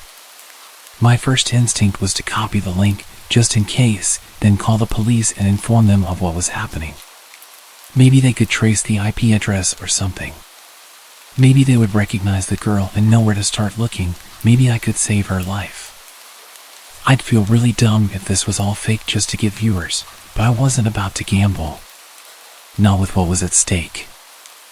I tried to ignore the dizzy feeling that was flooding my head as I started to pace around my room. My phone suddenly buzzed in my pocket, scaring the living daylights out of me. I stopped mid-panic and picked it up with shaky hands. I saw my girlfriend's name and immediately answered. My voice was a complete wreck, my eyes finding the screen where the girl shrunk down to the ground, the sound of her cries bouncing around the room, making my body feel rigid. I had nothing left to throw up, but I still felt so sick. "Madeline, you're not going to believe what I just saw." "What? Are you okay? Have you been crying?" "I'm not okay," I answered, averting my eyes from the screen. "I know you said to stay away from the deep web, but... Are you kidding me? Her voice went from caring to mad in a split second. "I told you to stay away from that place. You never listened to me." "There's a girl," I said. "She's trapped in some basement or something. Her mouth is sewn shut. There's blood all over her face and hands." "I don't know what to do, Madeline." The woman's cries got louder and more desperate, but muffled. "I'm so sorry. Close it out, clear your history, and never go back there again." "I'm not kidding. But should I call?" "No." Her voice was stern. "You don't know if it's real. It's probably staged to get attention. Apparently idiots click on things like that. People do it all the time. That's why I said it'd be best if you just stayed away from there. You could get yourself into a lot of trouble." I didn't say anything, wordlessly walking over to the desk. My hands shook as I moved the mouse to the small X once more. My eyes watched the number of viewers slowly tick higher before I closed the window. I felt even worse than before. "We can file a report tomorrow, but go to sleep and stay away from the deep web. I can't believe you even went there in the first place." I didn't have the energy to argue with her. Guilt plagued my whole body. It was all I could feel. I told her good night, that I was sorry, and that I loved her before I made my way to the couch to sleep. It didn't feel right being in my bedroom or anywhere near my computer. Not while that girl was still trapped, unable to scream for help, unable to talk at all. I know it could be fake, but was that really a risk I was willing to take? I looked up some Google searches about what was fake on those kind of websites and read multiple stories about staged webcam videos, which made me feel a little bit better. But it didn't make the guilty feeling go away. It's safe to say that I didn't get much sleep. Every time I closed my eyes or even began to drift off, I would see the woman's face, the thread laced into her lips, the blood staining her mouth, her fingers, the floor. I continued to grow more and more anxious and uneasy, deciding that maybe getting out of the house, heading over to the local CVS and picking up some melatonin might help. I threw my blanket off, slid on my shoes, and grabbed my keys and wallet from the nightstand. The cold air felt amazing and did wonders to calm the whirlwind of thoughts in my head. I went to check the time, realizing I'd left my phone at home. Not a huge deal, the store was only a few minutes away from my house. I ended up buying melatonin and a stronger sleeping pill just in case it didn't work. I also got a pack of bottled water to rehydrate after vomiting earlier. By the time I got home, I felt much better, which lasted about 3 seconds before I noticed that my front door was wide open. I may have been in a state of shock and panic, but I never ever leave my front door open or even unlocked. My heart immediately began to thud against my chest. I got out of my car, closing the door quietly and unlocking my trunk, grabbing the crowbar that I kept in there. I yelled into the house, waiting for any noise. "Who is there?" My own voice was shaking and weak. I was met with complete silence. Keeping the crowbar up and ready to strike, I walked to the couch and felt for my phone. As soon as I found it, I hit the emergency button and waited until I got a hold of a 911 operator, letting her know that I thought my house had just been broken into. She told me police would be on their way. After checking around the house for anything out of place, I decided to give my girlfriend a call, letting her know what had happened. The phone rang and just kept ringing. After getting her voicemail, I hung up, knowing she'd probably be asleep this late at night. I waited about 20 or so minutes for the police to show up and walked around with them like a scared puppy as they checked every room. They ended up just having me fill out a report, telling me they'd keep patrol cars in the area just in case anyone else got hit. As they were leaving, I checked to see if Madeline had called back yet, but there weren't any missed calls. However, I did notice several outgoing calls to her cell phone. Outgoing call to Madeline, 3:12 a.m. There were multiple outgoing calls to her, almost every 2 minutes. They stopped at 3:56 a.m., which was around the time I'd gotten home. My mind went into automatic panic, knowing for a fact that I did not make those calls. I quickly checked my texts, reading what I apparently sent out at 3:23 a.m. Hey, can't sleep. Gonna come over. Mind leaving the back door unlocked so I can get in? I did not send that message. My stomach dropped, my heart thudded loudly in my chest as I noticed her reply directly underneath. Sorry, I was sleeping. Thanks for waking me up, by the way. Lose your key again? It's unlocked, don't be too late. Without a second thought, I jumped up, running to lock all the doors and windows in my house, keeping the crowbar tight in my hand as I ran to my car.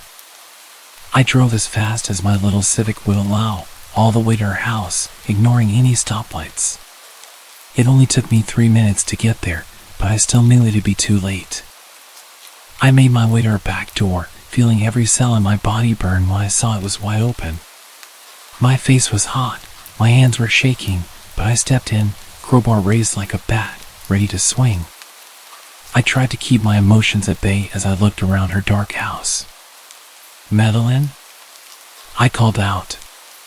Are you okay? Nothing. Silence. Madeline? A small scream came from her bedroom just up the stairs. My legs jerked to a run as I flew up the stairs, slamming her door open. I looked at her empty bed, her empty room. Confused, I heard the scream again. Only this time, I heard it coming through her computer monitor. I felt numb as I looked at the screen, noticing the same website I saw earlier. This time there were 2 women. The first woman was lying on the floor, not moving, in that puddle of dark liquid. I recognized the second girl, just as I had recognized her voice. My heart shattered as I saw her face, streaked in blood, the same threading sewn into her eyelids, locking them shut. Her scream hit my bones, surrounded my body. It was all I could hear. Her face was twisted in pure terror. I cried pathetically as her voice began to go out, continuing to grow weaker and more rasped. I locked my jaw, picking up my cell and dialing the cops for the second time, only this time it barely rang once before the deep, gravelly voice of another man answered. You should not have called. Chills shot down my body, and I heard the phone thud as it hit the carpeted floor. My breath hitched in my throat as I bent to pick it up, hanging up the call and racing down the stairs. How did he do that? How did he redirect my call away from the police? I felt my heart race as I darted out of her back door, in a frenzy as I sprinted to the closest house. I pounded on the door, screaming at the top of my lungs until the neighbor opened it, her face tired, confused, and scared. She let me in, and I explained through frantic tears what had happened. I'm typing this on my phone to post as we both try to get a hold of the cops, but neither of our calls are going through, and neither is her landline. I think someone is messing with our cellular signal, and they may have cut our phone line, but we're going to keep trying. I don't know what's going to happen to me. If you don't hear from me again, please take this advice and this experience to heart. Stay away from the deep web.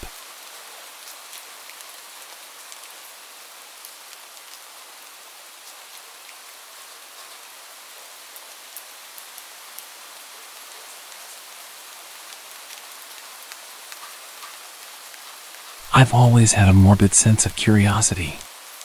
That's not something I'm particularly proud of. I've always just chalked it up to teenage curiosity. To be honest, it probably started back in middle school when people thought it was fun to send around horrible videos of executions and videos like 2 Girls 1 Cup. Just mentioning it makes me feel old. These days, there's an overabundance of these sites.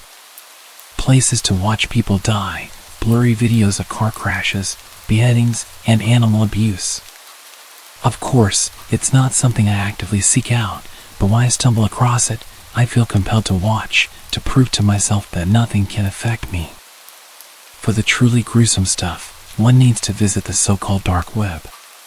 As someone who has fallen far behind in the advancement of technology, it absolutely baffled me that only a tiny fragment of the internet is available through a Google search. The rest, which makes up approximately 99.9%, is hidden and requires a special browser to access. With the help of a YouTube tutorial, I quickly downloaded the Tor browser and went on my way to search for the hidden aspects of the internet. It couldn't have taken more than half an hour of clicking on links before I stumbled across something that quenched my thirst for the horrible forever. The website itself was rather plain. Just a black background with a video player in its center and a chat box beneath. Within a few seconds of entering the website, the video had loaded and automatically started playing. What was depicted before me was a scrawny-looking man in his early 20s, strapped to a chair and covered in wounds. In the upper left corner of the video, a timer was counting up each second. 24 minutes and 14 seconds. "Please, stop. Please, it was an accident, I swear," he yelled. A larger man entered the picture, holding a large needle connected to an empty syringe. Without speaking a word, he stuck the needle as far as it could go into the victim's abdomen. The victim let out a loud scream as the man removed the needle and plunged it back in. After a few stabs, the man grabbed a hammer and hit the victim straight in the jaw, shattering his mandible and leaving him unable to form any coherent speech. The victim let out a gurgled whimper before passing out. I tried to fast forward the video, sure it had to be fake, but that's when I realized it wasn't pre-recorded footage but a live stream. 26 minutes and 12 seconds were the words that lit up the screen.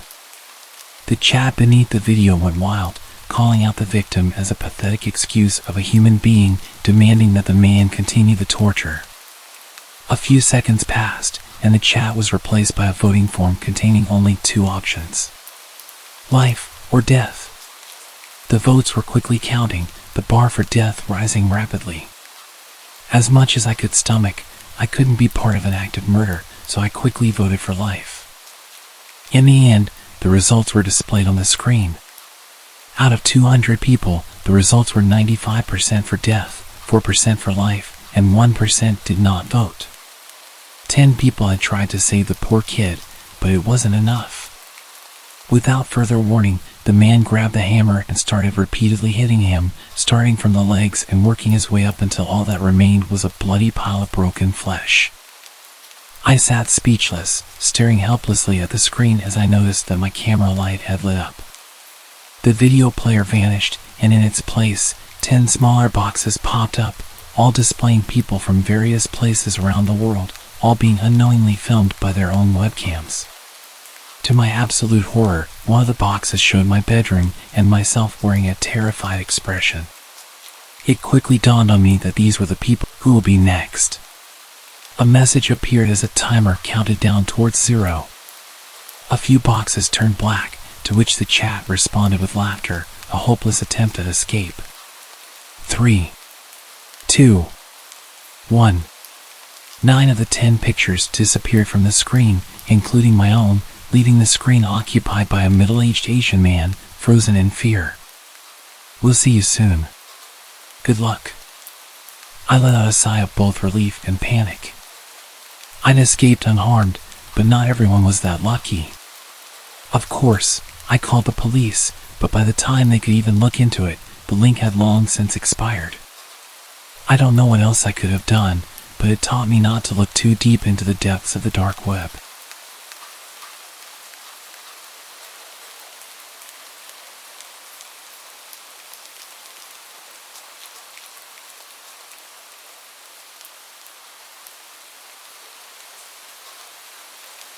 This is my last resort.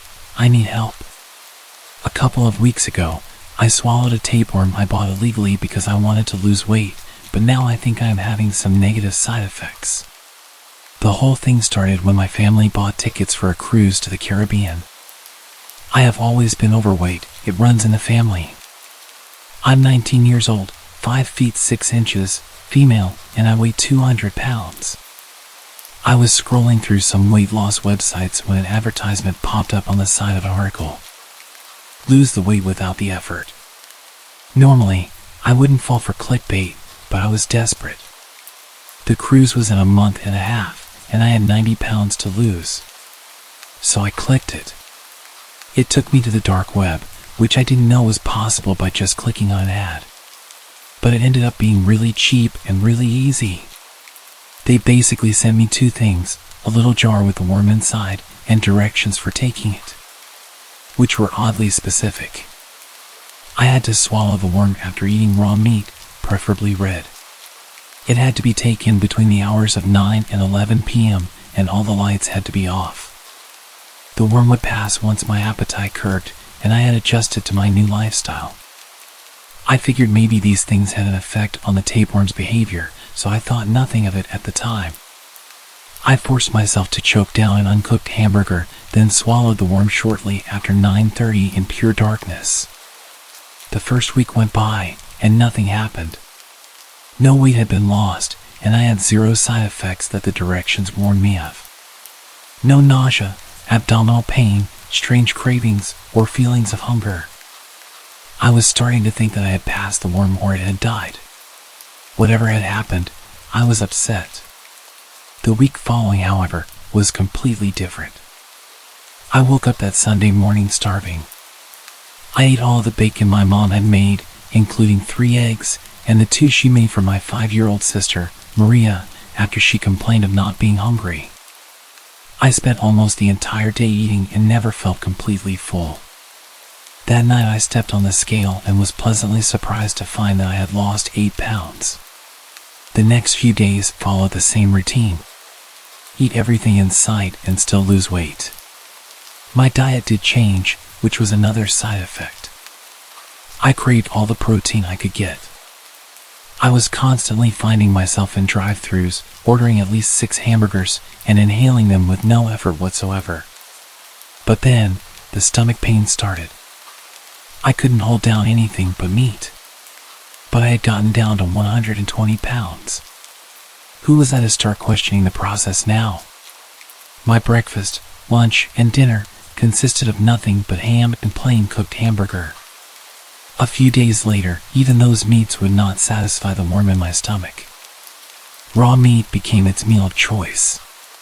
It's disgusting. That's what I thought at first. But I've come around to it since. My mom has wondered why I no longer eat the food she makes. I keep telling her that all the weight I lost means I don't have the same appetite. Which is true, to a point. None of this is the reason I am telling this story. The reason I am writing this is because of a conversation I had after my mom left the room. Maria was sitting at the table eating chicken nuggets with ketchup, happily humming to herself while Mom and I talked. But once it was just me and her, she stopped eating and looked at me. "What's wrong with you, Angie?" I smiled softly. For her age, she was so mature and caring. "Nothing, Maria. I am on a diet. I'm getting healthier, so I'm not as hungry as I used to be." She frowned and widened her big eyes at me. "But I watched you. The other night you pulled raw bacon out of the fridge and you ate it all." I knelt beside her to comfort her, which is why I smelled her. She was sweet, so small and plump. The pangs in my stomach grew stronger, and I felt the roof of my mouth start to salivate. I even got a little dizzy. I was just so hungry. I looked at her little arm resting on the table, and I could practically hear all of her fresh blood running through her veins. I blinked rapidly a few times and stumbled away from my little sister and into my bedroom. I stayed there the rest of the night. That was 3 days ago. I'm down to 99 pounds. I can smell my family from my room. I snuck out last night and tried eating some uncooked hamburger, but I threw it all up. I'm so tired. I haven't slept much lately because my dreams have all been the same. I am looking down at myself. I'm at the dinner table with a full belly and a smile spread across my lips. I can't see what I'm eating, but I can taste it. Rare, bloody, tender, and so savory. It's heaven, nothing I've ever had before. Then I slowly look over to the table, and there she is. Unmoving, but certainly alive. I'm looking at Maria, she's looking back at me. She is splayed out for me like a display, teeth marks and full bites taken out of her chunky little thighs and arms. A part of her cheek is missing, and through the bloody mess, she is silent, smiling at me with those eyes. I smile back at her, and with pieces of bloodied flesh dangling from my teeth, I swallow and lean down to take another bite of my sister. That's when I wake up, crying, and starving. I would go to the doctor, but I'm terrified of being out in public. There's so many tasty people out there. I can't even track down the website where I ordered it. I think I'm running out of time. I weighed in at 90 pounds 2 hours ago. I can feel the urges growing, pushing me to feed. I'm starting to really worry that my sister might not have much time left.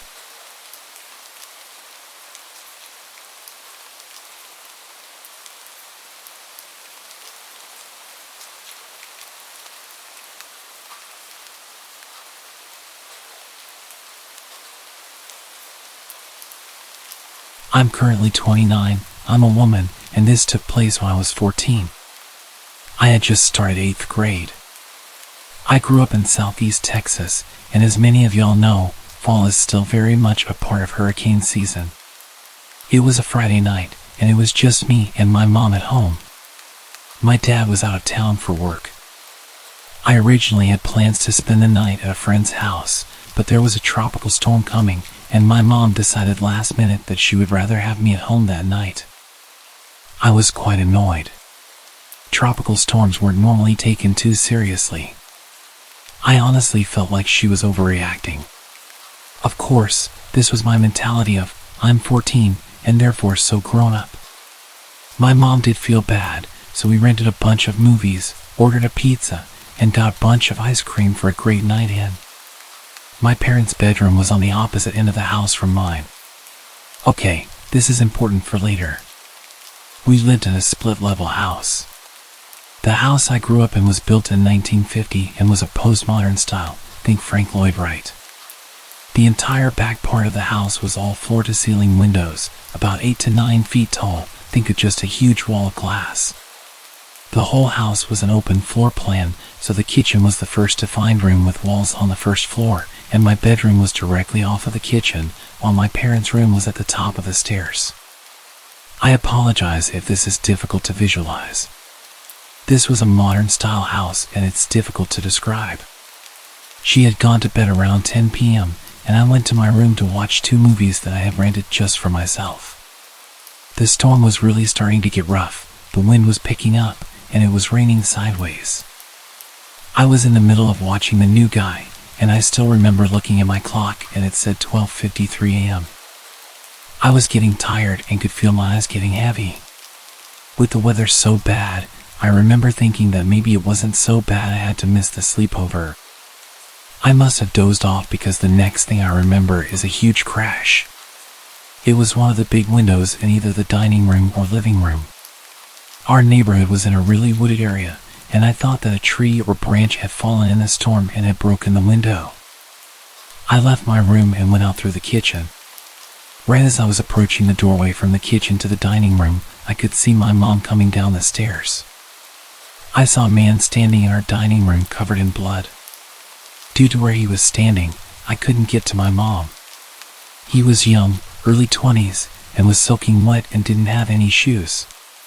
He had literally run through our window.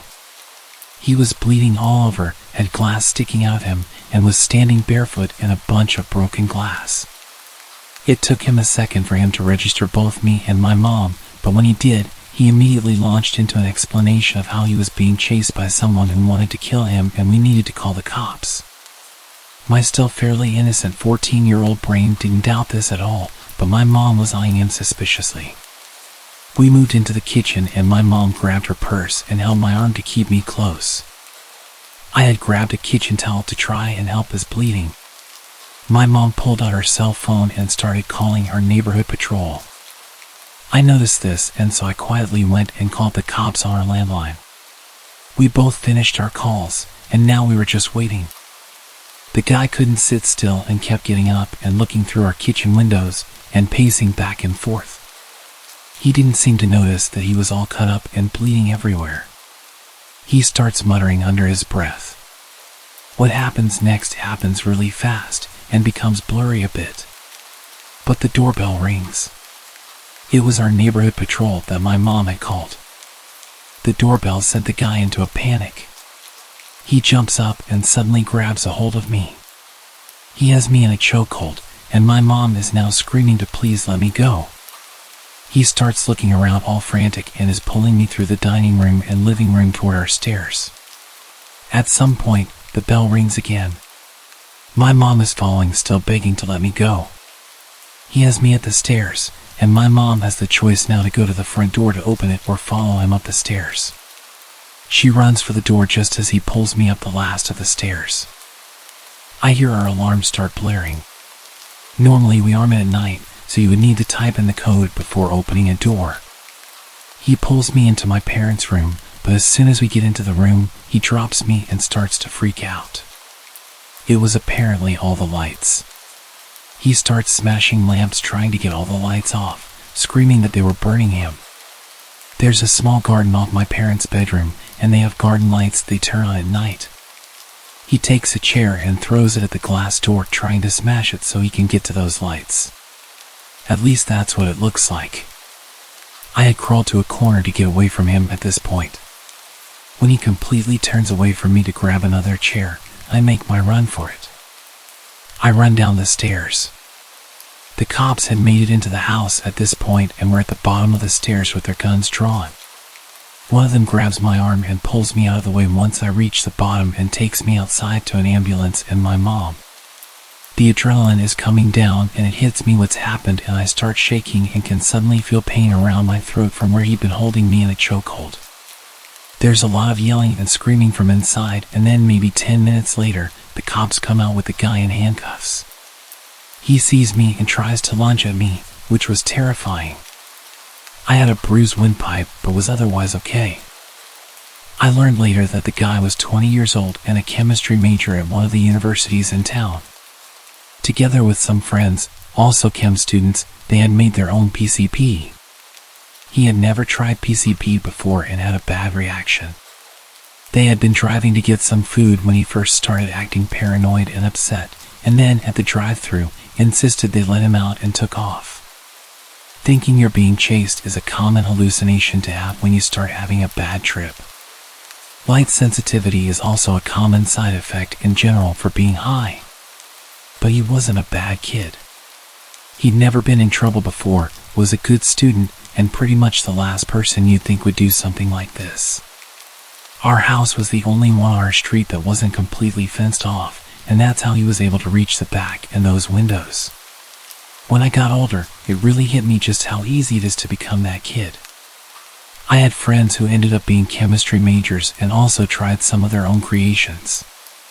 Thankfully, the night didn't end up worse because it definitely could have gone in an entirely different direction.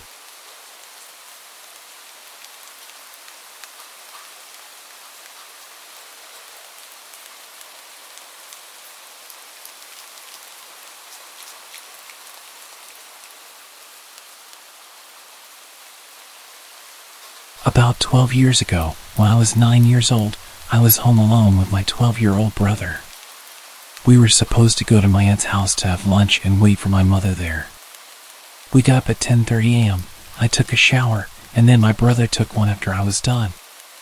After that, we were both in the bathroom brushing our teeth and finishing up when we heard someone knock on our door. Since every time someone knocked at our door they turned out to be a salesman or a Jehovah's Witness, we kind of waited for them to go away. After a couple of minutes, I went to see if they were still outside through the window, and no one was there. What a relief. We continued getting ready when we saw a shadow pass by through the bathroom window, which was kind of like a small square of frosted glass. We waited and watched just in case it was a bird flying by, when suddenly a hand hit it. We got scared. We didn't know what to do. My brother had his cell phone, so we immediately called the police. While it was ringing, we heard a loud bang at the door. Someone was trying to break it down. I don't know if they were kicking or ramming it, but it was one of the most frightening things I've ever heard. My brother told me to lock the bathroom door, so I did. They took 5 bangs before the perpetrator finally bashed the door open. The police answered.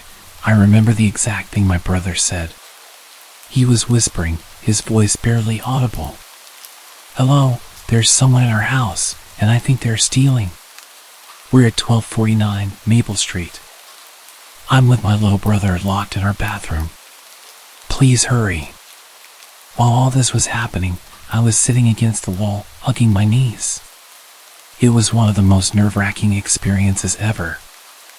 I could hear the man going through all of our stuff, emptying drawers, going up and down the stairs, opening cabinets. He even broke a few cups and plates. Then I heard the sound my cell phone makes when it turns off, and I remembered leaving it on the kitchen table. I felt so stupid for leaving it there. Things continued for a couple of minutes when we heard him trying to open the door to the bathroom. My brother got a hold of a big metal rod we had lying around there. The man started kicking the door, shouting, "Who's there?" We said nothing. Another kick, then another. I felt I was about to have an anxiety attack. My chest started to ache, I had chills, and it was really hot. I tried to remain calm, but it was just too much. After that, he stopped. We heard the door opening and then silence. We waited for almost 10 minutes before going out of the bathroom. The living room was a total mess, lots of papers and books on the floor, cabinets open, cups and plates scattered on the floor. In our mother's bedroom, the nightstand and the closet were open, and everything inside them was all over the place. Upstairs in our room, it was the same thing. In about 5 minutes, the man had gone through everything we had and left a total mess. After that, my brother called my mom, and she ordered us to go to my aunt's house as soon as possible, so we did. When we got there, I was a little more relaxed. My aunt was waiting with us with ice cream, probably because my mom had told her everything, and she wanted to calm us down a bit. We got back home at about 5 o'clock. My mom told her boss she had a home emergency, so she left early. She tidied up the house, cleaned up, and left everything the way it was before so we could be relaxed. I really appreciate her effort and my aunt's attempt to calm us down and do everything so we didn't have to think about it. According to my mom, the police got to our house after she arrived, about 3 to 4 hours after the incident. She explained everything, but because of a lack of evidence, nothing could be done. The man was never caught, and honestly, I don't think they even tried to search for him. The next few days, my mom was home with us. Now I tell the story as a funny anecdote. Luckily, no one was hurt, and he only took useless stuff, but at the time, I was really scared. To a 9-year-old, an experience like that can have serious repercussions. I'm lucky it never came to that, and I got over it after a couple of weeks.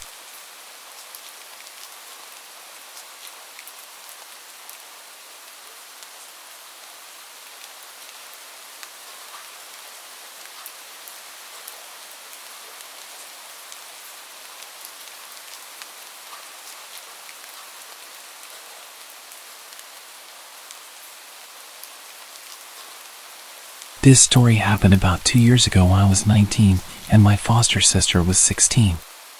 It was the summer before I was going to college, and I mostly lived with my mom and my sister except for every other weekend when I'd stay with my dad. Summers where I live can get really hot and humid, so we had a habit of walking the dogs around 7 p.m. when it would be cooler but still light outside. On this particular evening, Mom wasn't going to be home until late. She often participated in choirs, Bible studies, youth group events, and more, so it wasn't uncommon for my sister and I to be left home alone until 8 or 9 p.m. Therefore, it was up to us to walk the dogs by ourselves. Even though we lived in the countryside, we decided to drive 20 minutes to a park for a change of scenery.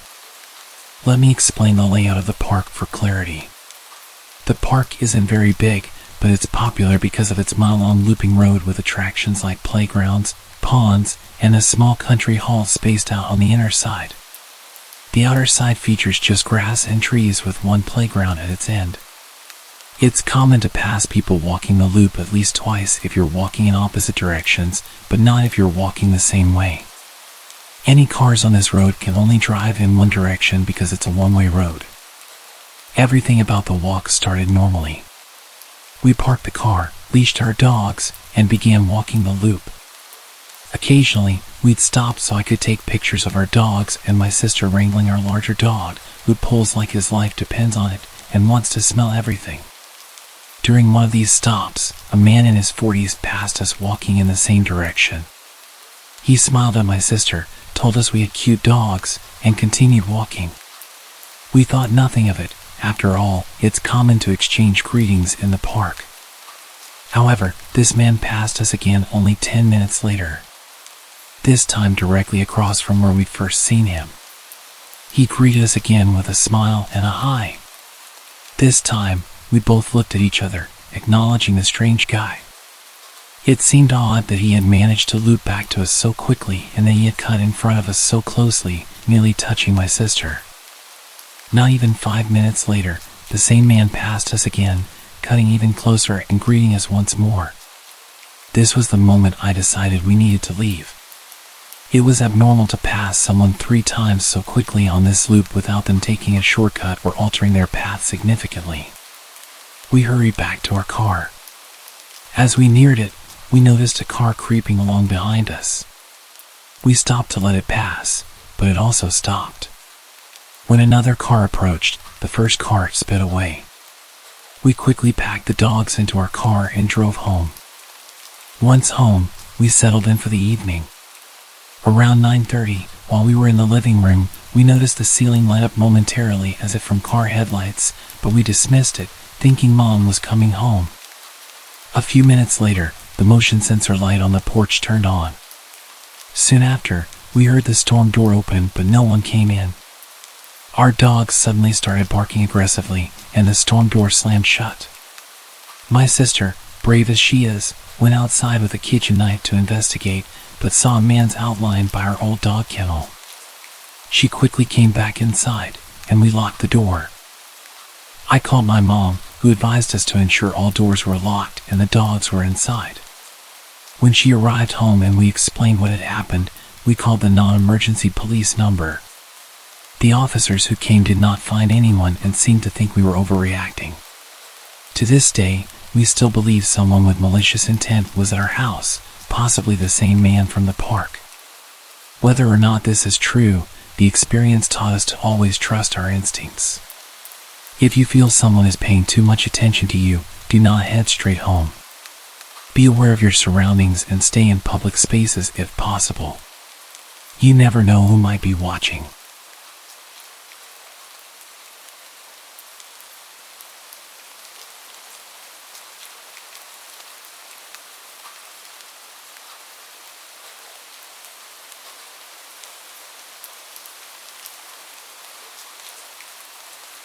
I'm a female, and this incident occurred in 2008 when I was 13 years old.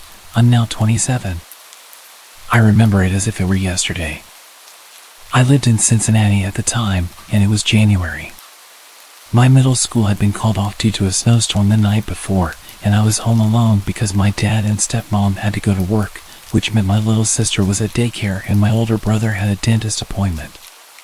My dad worked in lawn care and sometimes came home for lunch if he was in the area.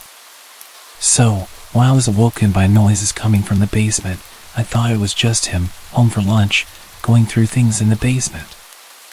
I didn't think much of it. When I got out of bed, I could still hear what I thought was my dad in the basement. But as I approached the stairs, something felt extremely off. I don't know what caused me to do this, but instead of yelling, I whispered, "Dad, is that you?" He didn't respond, so I quietly went to the front door, looked out through the tiny square window, and saw 2 men walking up the snow-covered hill to my backyard. I later found out that there was a third man, and he was the one who broke the basement window. I quickly realized that the noises I heard were actually from the basement window, directly under my bed, being broken. I ran to my bedroom, immediately hopped into my closet, and called my mom. When she answered, and I told her what was happening, she called my brother to see if he would come home because I had a history of being scared to be home alone. Neither of them actually believed that there were people in the house. Before my brother got there, and right after I got off the phone with my mom, I called the cops. I don't think the dispatcher believed me at first because she asked me several times if I was sure there were people trying to enter my house. Meanwhile, the 3 men had already entered the house and were running up the stairs from the basement. After I told her that, I immediately noticed a change in her voice, and she told me to stay calm and asked me if I was in a safe place. I told her I was in my bedroom closet, except the door wouldn't close all the way because my room was only clean because I threw a lot of it in my closet, so I had to hold my closet door shut. The dispatcher told me to let her know I could hear, if anything. I told her that I heard them talking to each other in the living room, but I couldn't understand what they were saying. The next thing I knew, they were breaking down the door of my dad's bedroom, which was right next to my room. Not long after that, I saw through the crack of my closet door one of the men enter my room, and a few seconds later, he walked back out, obviously realizing it was a child's bedroom and that he wasn't going to find anything worthwhile in there. A few moments later, one of the men shouted, "He's home!" And they all started running away. A bit of backstory about the house: it was fairly old. So to open all of the windows, even the basement ones, you had to crack a lever to open or close them. Unlike the glass block windows that can't be broken or seen through. Not only that, but the front door didn't open because the house had settled too much and wouldn't unlock, so the couch was in front of it. Because the front door didn't work, we used the side door to get in and out. I'm not sure why, but the side door had to be unlocked with a key from the inside of the house to be able to leave. Everybody had a key besides my little sister. That being said, the men had to leave the way they entered, with everything they were trying to steal, which was through the basement window. After the dispatcher informed me that the police had my house surrounded and it was safe to come out, it took me quite a while to leave my closet because I didn't truly know if they were gone. When I finally got the courage to get out, I grabbed my key and darted to the side door to let the police inside. I didn't see my brother anywhere, so I didn't know if something had happened to him or if it was even him who came. Not long after I let the police inside, my brother came walking into the dining room. I jumped up so fast and gave him the biggest hug I'd ever given him. When the police asked us to tell them what happened, I heard my brother tell them that when he got to the house, he walked up to the side door as he normally would, and when he was about to unlock it, he was met by one of the men through the window. He said the man cocked his gun, put it up to the glass, and said, "Hey." After that, he said he froze up, and then when he could finally feel his legs again, he ran up the street and started knocking on doors. After about 3 houses, he knocked on the 4th, and a little girl answered. He asked her to go get her mom. He told her that there were men inside her house and his little sister was inside. She called the police, and my brother then called our grandparents to let them know that I was telling the truth. The township reached out to my dad and invited us to come to the town center about a week after the break-in. When we got there, I was surrounded by the officers who apprehended the men, and they awarded me with a certificate of bravery for staying calm and helping them catch the man, along with a little gift bag of girly items. About a month later, we had to go to the men's court date, where we met a woman and her son in the waiting area who had their house broken into a week before ours was broken into. It just so happened that they stole one of the guns she had. As it turned out, the 2 men had 3 guns, but only one of them was loaded. I was way too overwhelmed to be in the courtroom and have to see the man again, so the judge allowed us to stay in the waiting area until their hearing was over. 2 of the men ended up getting 7 years in prison, and the other got 12 years in prison because he pulled a gun on my brother. They're all out of prison now, and for a little while, I was scared that they would come back once they got out, because my dad still lives there, but nothing has happened since then. I've always heard stories about houses being broken into, but I never thought it would happen to me. I'm really glad that I was old enough to know what to do in that situation and that the man never knew I was in the house with them until they were in court, because who knows what they would have done if they knew.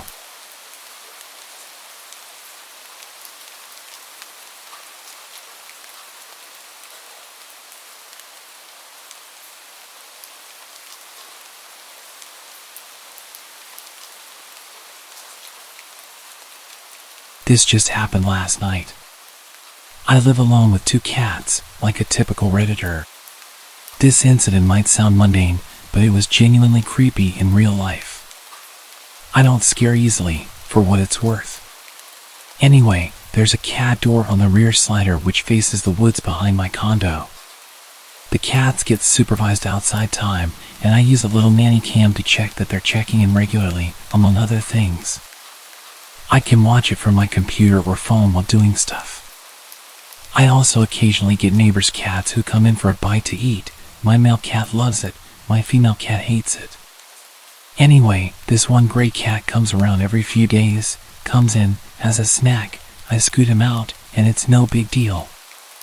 Well, he'd been coming around really late at night and pawing at the locked cat door. It scared me at first because it was a terrifying sound to hear in the middle of the night.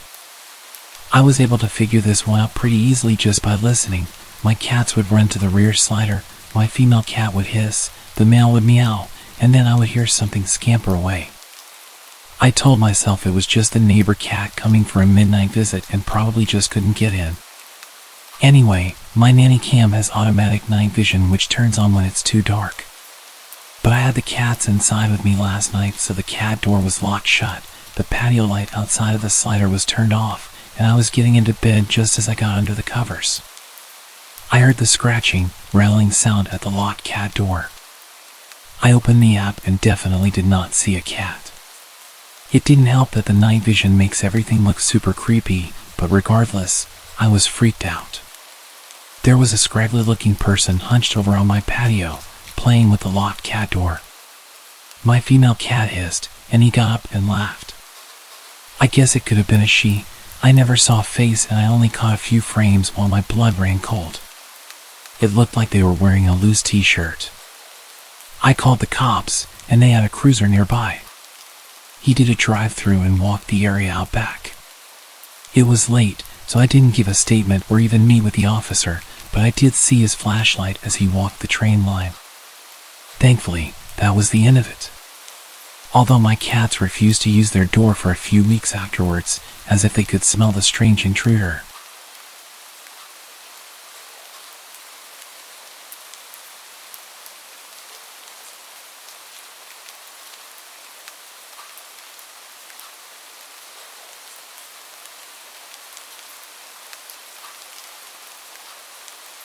I'm a security guard for an alarm response company.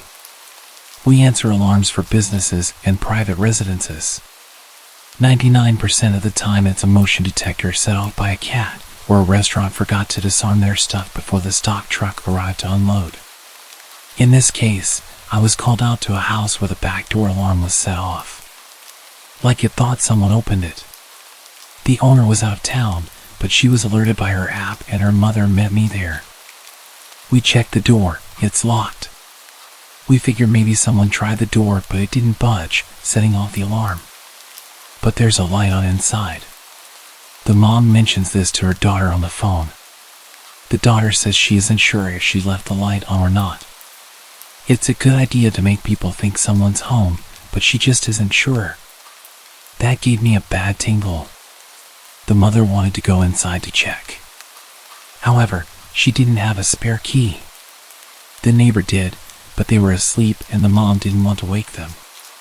So, I fill out my papers and go back to my normal patrol routes. An hour later, the same home sends an alert out. I'm the only one in my city zone, so I answer it again. When I pull up, police and CSI are there already and they're talking to the mother and the now awake neighbor. They are reviewing video footage sent to them by the daughter. I look at the footage. There were 4 men that were armed wearing masks and hoodies. They came out of the bathroom a minute after the mother and I left. They proceeded to rob the place. They had broken in and locked the door behind them for appearances. They're the ones who turned on the light. The mother told me 3 guys had robbed her daughter's home a month before. Somehow, they knew when this girl would be out of town. They appeared smart, desiring a quiet robbery without conflict. But they brought guns, so they were prepared to shoot their way out of trouble if they needed to. The mother had wanted to go in. If she'd had a key, or woken the neighbor for the spare, we would likely have been shot dead by these guys when we went inside. Work doesn't give me Kevlar vests or anything. If I ever get another house call and someone's in there, I am not going inside no matter what is asked of me. I count myself fortunate the way was blocked this time, because I was prepared to foolishly go in and check if I could. The 1% of the calls where something is actually off, it has never been as bad as this one.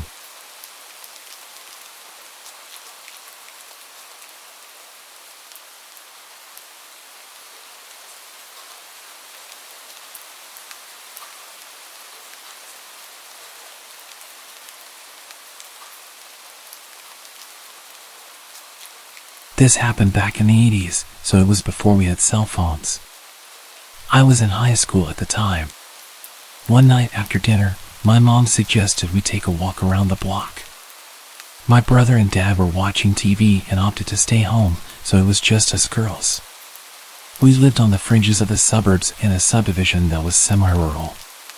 By that, I mean there were houses but no street lights or sidewalks. Everyone had septic tanks as there was no sewer service and that kind of thing. The houses were all set well back from the road and the lots were wooded. Anyway, we were walking around the block, which is about 1.5 miles in total, and we were almost back home.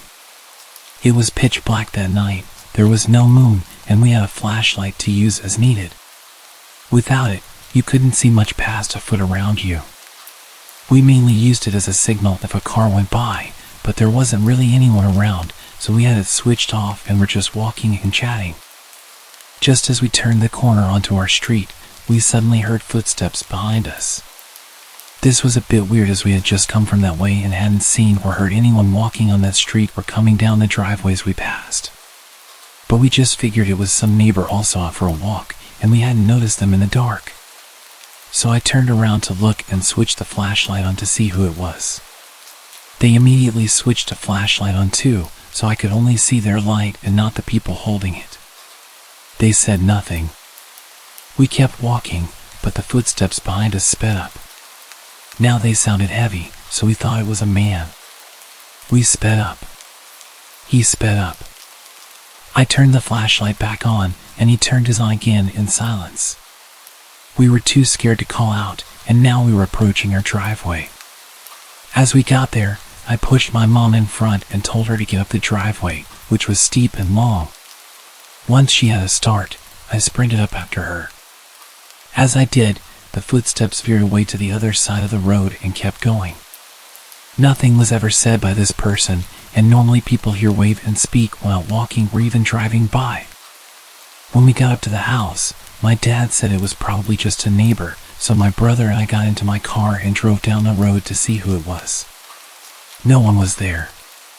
We went all around the roads, and no one was walking on them. There wasn't time for him to leave the area either. It turns out it was a nasty neighbor getting off on scaring us and then ducking into a house. He bragged about it to some other neighbors who happened to be friends with my dad. We got revenge on him, but I can't say what we did exactly.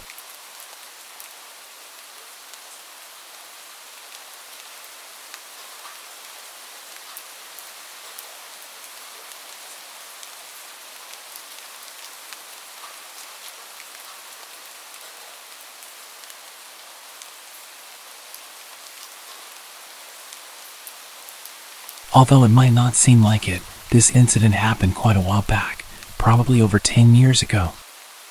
I was in my later years of high school and was home alone. My parents were at a wedding that required them to stay at a hotel, and my brother worked the night shift at that time. My family lived in a very well-known East Coast city in a blue-collar neighborhood that was starting to take a nosedive. As a teenager, I was a bit of a loner. I wasn't a nerd or anything. I was a big guy who had friends and went on dates, but I'm a natural introvert, so I cherished the rare alone time that I got. This weekend, I was looking forward to engaging in my normal empty house routine, playing PlayStation on the big screen TV, then ordering a late takeout dinner, pizza or Chinese, and pigging out while watching some Dragon Ball Z. Then, around 2 a.m., I would fall asleep on the couch with my old dog, Cecil. Cecil was a beagle who was as old as the hills and had been in our family for about 8 years. He was quiet and peaceful, spending his time begging for food and sleeping. Unlike most beagles, Cecil never howled or barked. He was more than content to rest his head on your lap and spend the night there. Anyway, back to the story. It's approximately 1 a.m. I had just finished the last slice of pizza and was dozing off on the couch when I heard a bang coming from the back alleyway. I didn't think much of it. Anyone who has lived in a city knows noises happen at all moments of the night. Cecil's head pops up off my lap, and the hair on his back stood up. He was always a bit skittish, so I calmed him down and started dozing off again. Not more than 2 minutes later, I heard another bang, and Cecil did something I'd never seen him do before. He leapt off the couch and ran like the wind towards the door leading to the basement, barking and growling like a dog twice his size. The look on his face reminded me of a German Shepherd from a K9 unit. I'd never seen him like that before, which got my adrenaline pumping. Through the dog's barking, I could now make out a persistent banging. There was a seldom used door in the basement that led out to our back alleyway. It was old and rusted and was hard to open even with a key, and it made a lot of noise. I suddenly realized that someone was trying to break into my house through my basement door. For a quick bit of context for anyone who hasn't lived in a bad neighborhood, if someone tries to get into your house and moves on after they realize the door is locked, they want your stuff. If someone is persistently trying to get into your house despite the door being locked, well, they want you. Knowing this, I rushed upstairs to grab the heavy wooden baseball bat that I kept under my bed for situations like this. Then I headed down to my basement. I probably should have run, but I was a macho teenager with a tough guy complex, and I also didn't have anywhere to go. While I was heading down the stairs to my basement, Cecil blew past me with the speed and aggression of a dog half his age. Suddenly, I heard a man's voice saying, "Oh," and the banging stopped. I didn't call the cops or anyone else, which was probably the dumbest thing I've ever done. I just sat up for the rest of the night with a bat in hand. My brother came home that morning, and I told him what had happened. We went to the basement door to take a look, and when we gave it a tug to open it, the whole door fell off. This psycho was one good shove away from getting into my house, but old Cecil scared him off. I'm pretty sure that fat, lazy old dog saved my life. When I tell people this story, they dismiss his actions as a dog doing what a dog does. But when I tell you that Cecil never barked or moved that fast in his life, you can take that to the bank. It was almost like he knew the urgency, like he knew that door was going to give. A few years back, we had to have him put down because he got too old and was in a lot of pain. Before the injection, I got a moment alone with him. I thanked him one last time for his friendship and for what he did that night. At this point, I was a grown man with a wife and kids. I'm convinced that none of that would have happened without old Cecil. Thanks, pal. I miss you.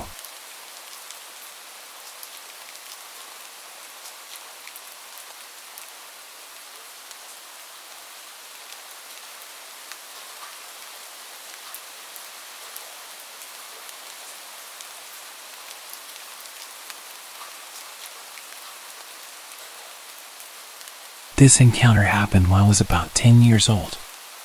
My sister and I were home alone since it was during the summer, but our mom and grandmother were busy so they couldn't stay home with us. We were used to being home alone during the summer, so it wasn't a big deal. The only thing we could not do was go outside or open the door if someone knocked. During this day, I had gotten up and started to play The Sims 2 in our kitchen. My sister was watching TV. A few hours into gaming, I thought I heard the doorbell ring. At first, I thought it was my game, but I had turned off the sound. So, I asked my sister if she heard the doorbell. She replied that she hadn't. She said it was probably just the show she was watching. I brushed it off and went back to playing my game. About 10 minutes later, I saw a reflection on my computer of a man in a suit, his hands cupped around his eyes, looking through the glass doors behind me. I turned around to be face to face with this strange man I'd never seen before. I had no idea how long he had been watching me. He waved at me like he knew me from somewhere. I called my sister's name, who had not noticed the man yet. She quickly grabbed the house phone, calling our grandmother. We had seen salespeople before, but none of them looked like this guy.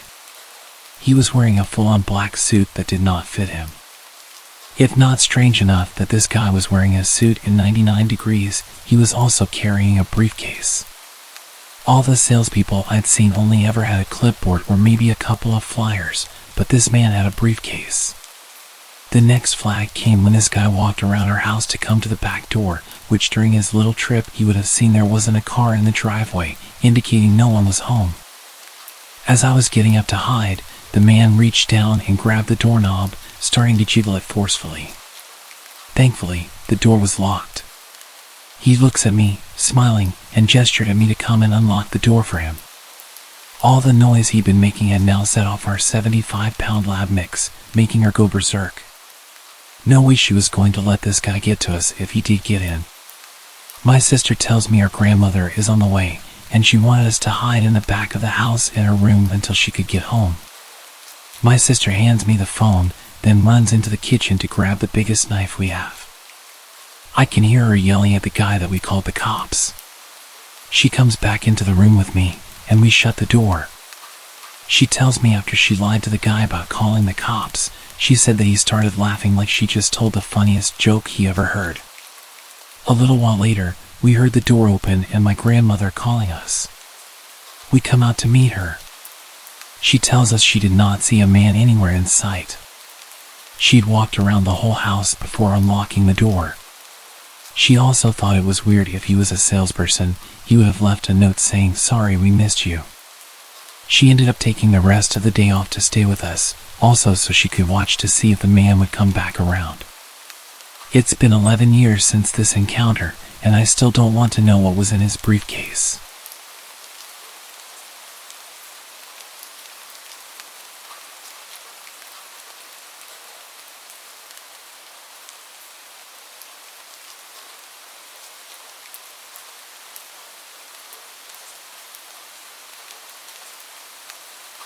This incident occurred almost 5 years ago, shortly after I moved into my current home with my husband. It was our first week at the new house. I had just graduated from grad school and was in the process of job hunting. Our house is modest but had 2 stories, with both bedrooms and a bathroom upstairs. It's a back house facing an alley, and our landlord and his wife live in the front house. One morning, as my husband was leaving for work, he abruptly came back inside. "Did you try to remove a screen from a window downstairs?" he asked. I was puzzled and told him I hadn't. He urged me to come outside, so I quickly got dressed and followed him. To our alarm, the screen covering a large window downstairs was bent at a sharp angle, as if someone had attempted to push it up from the bottom.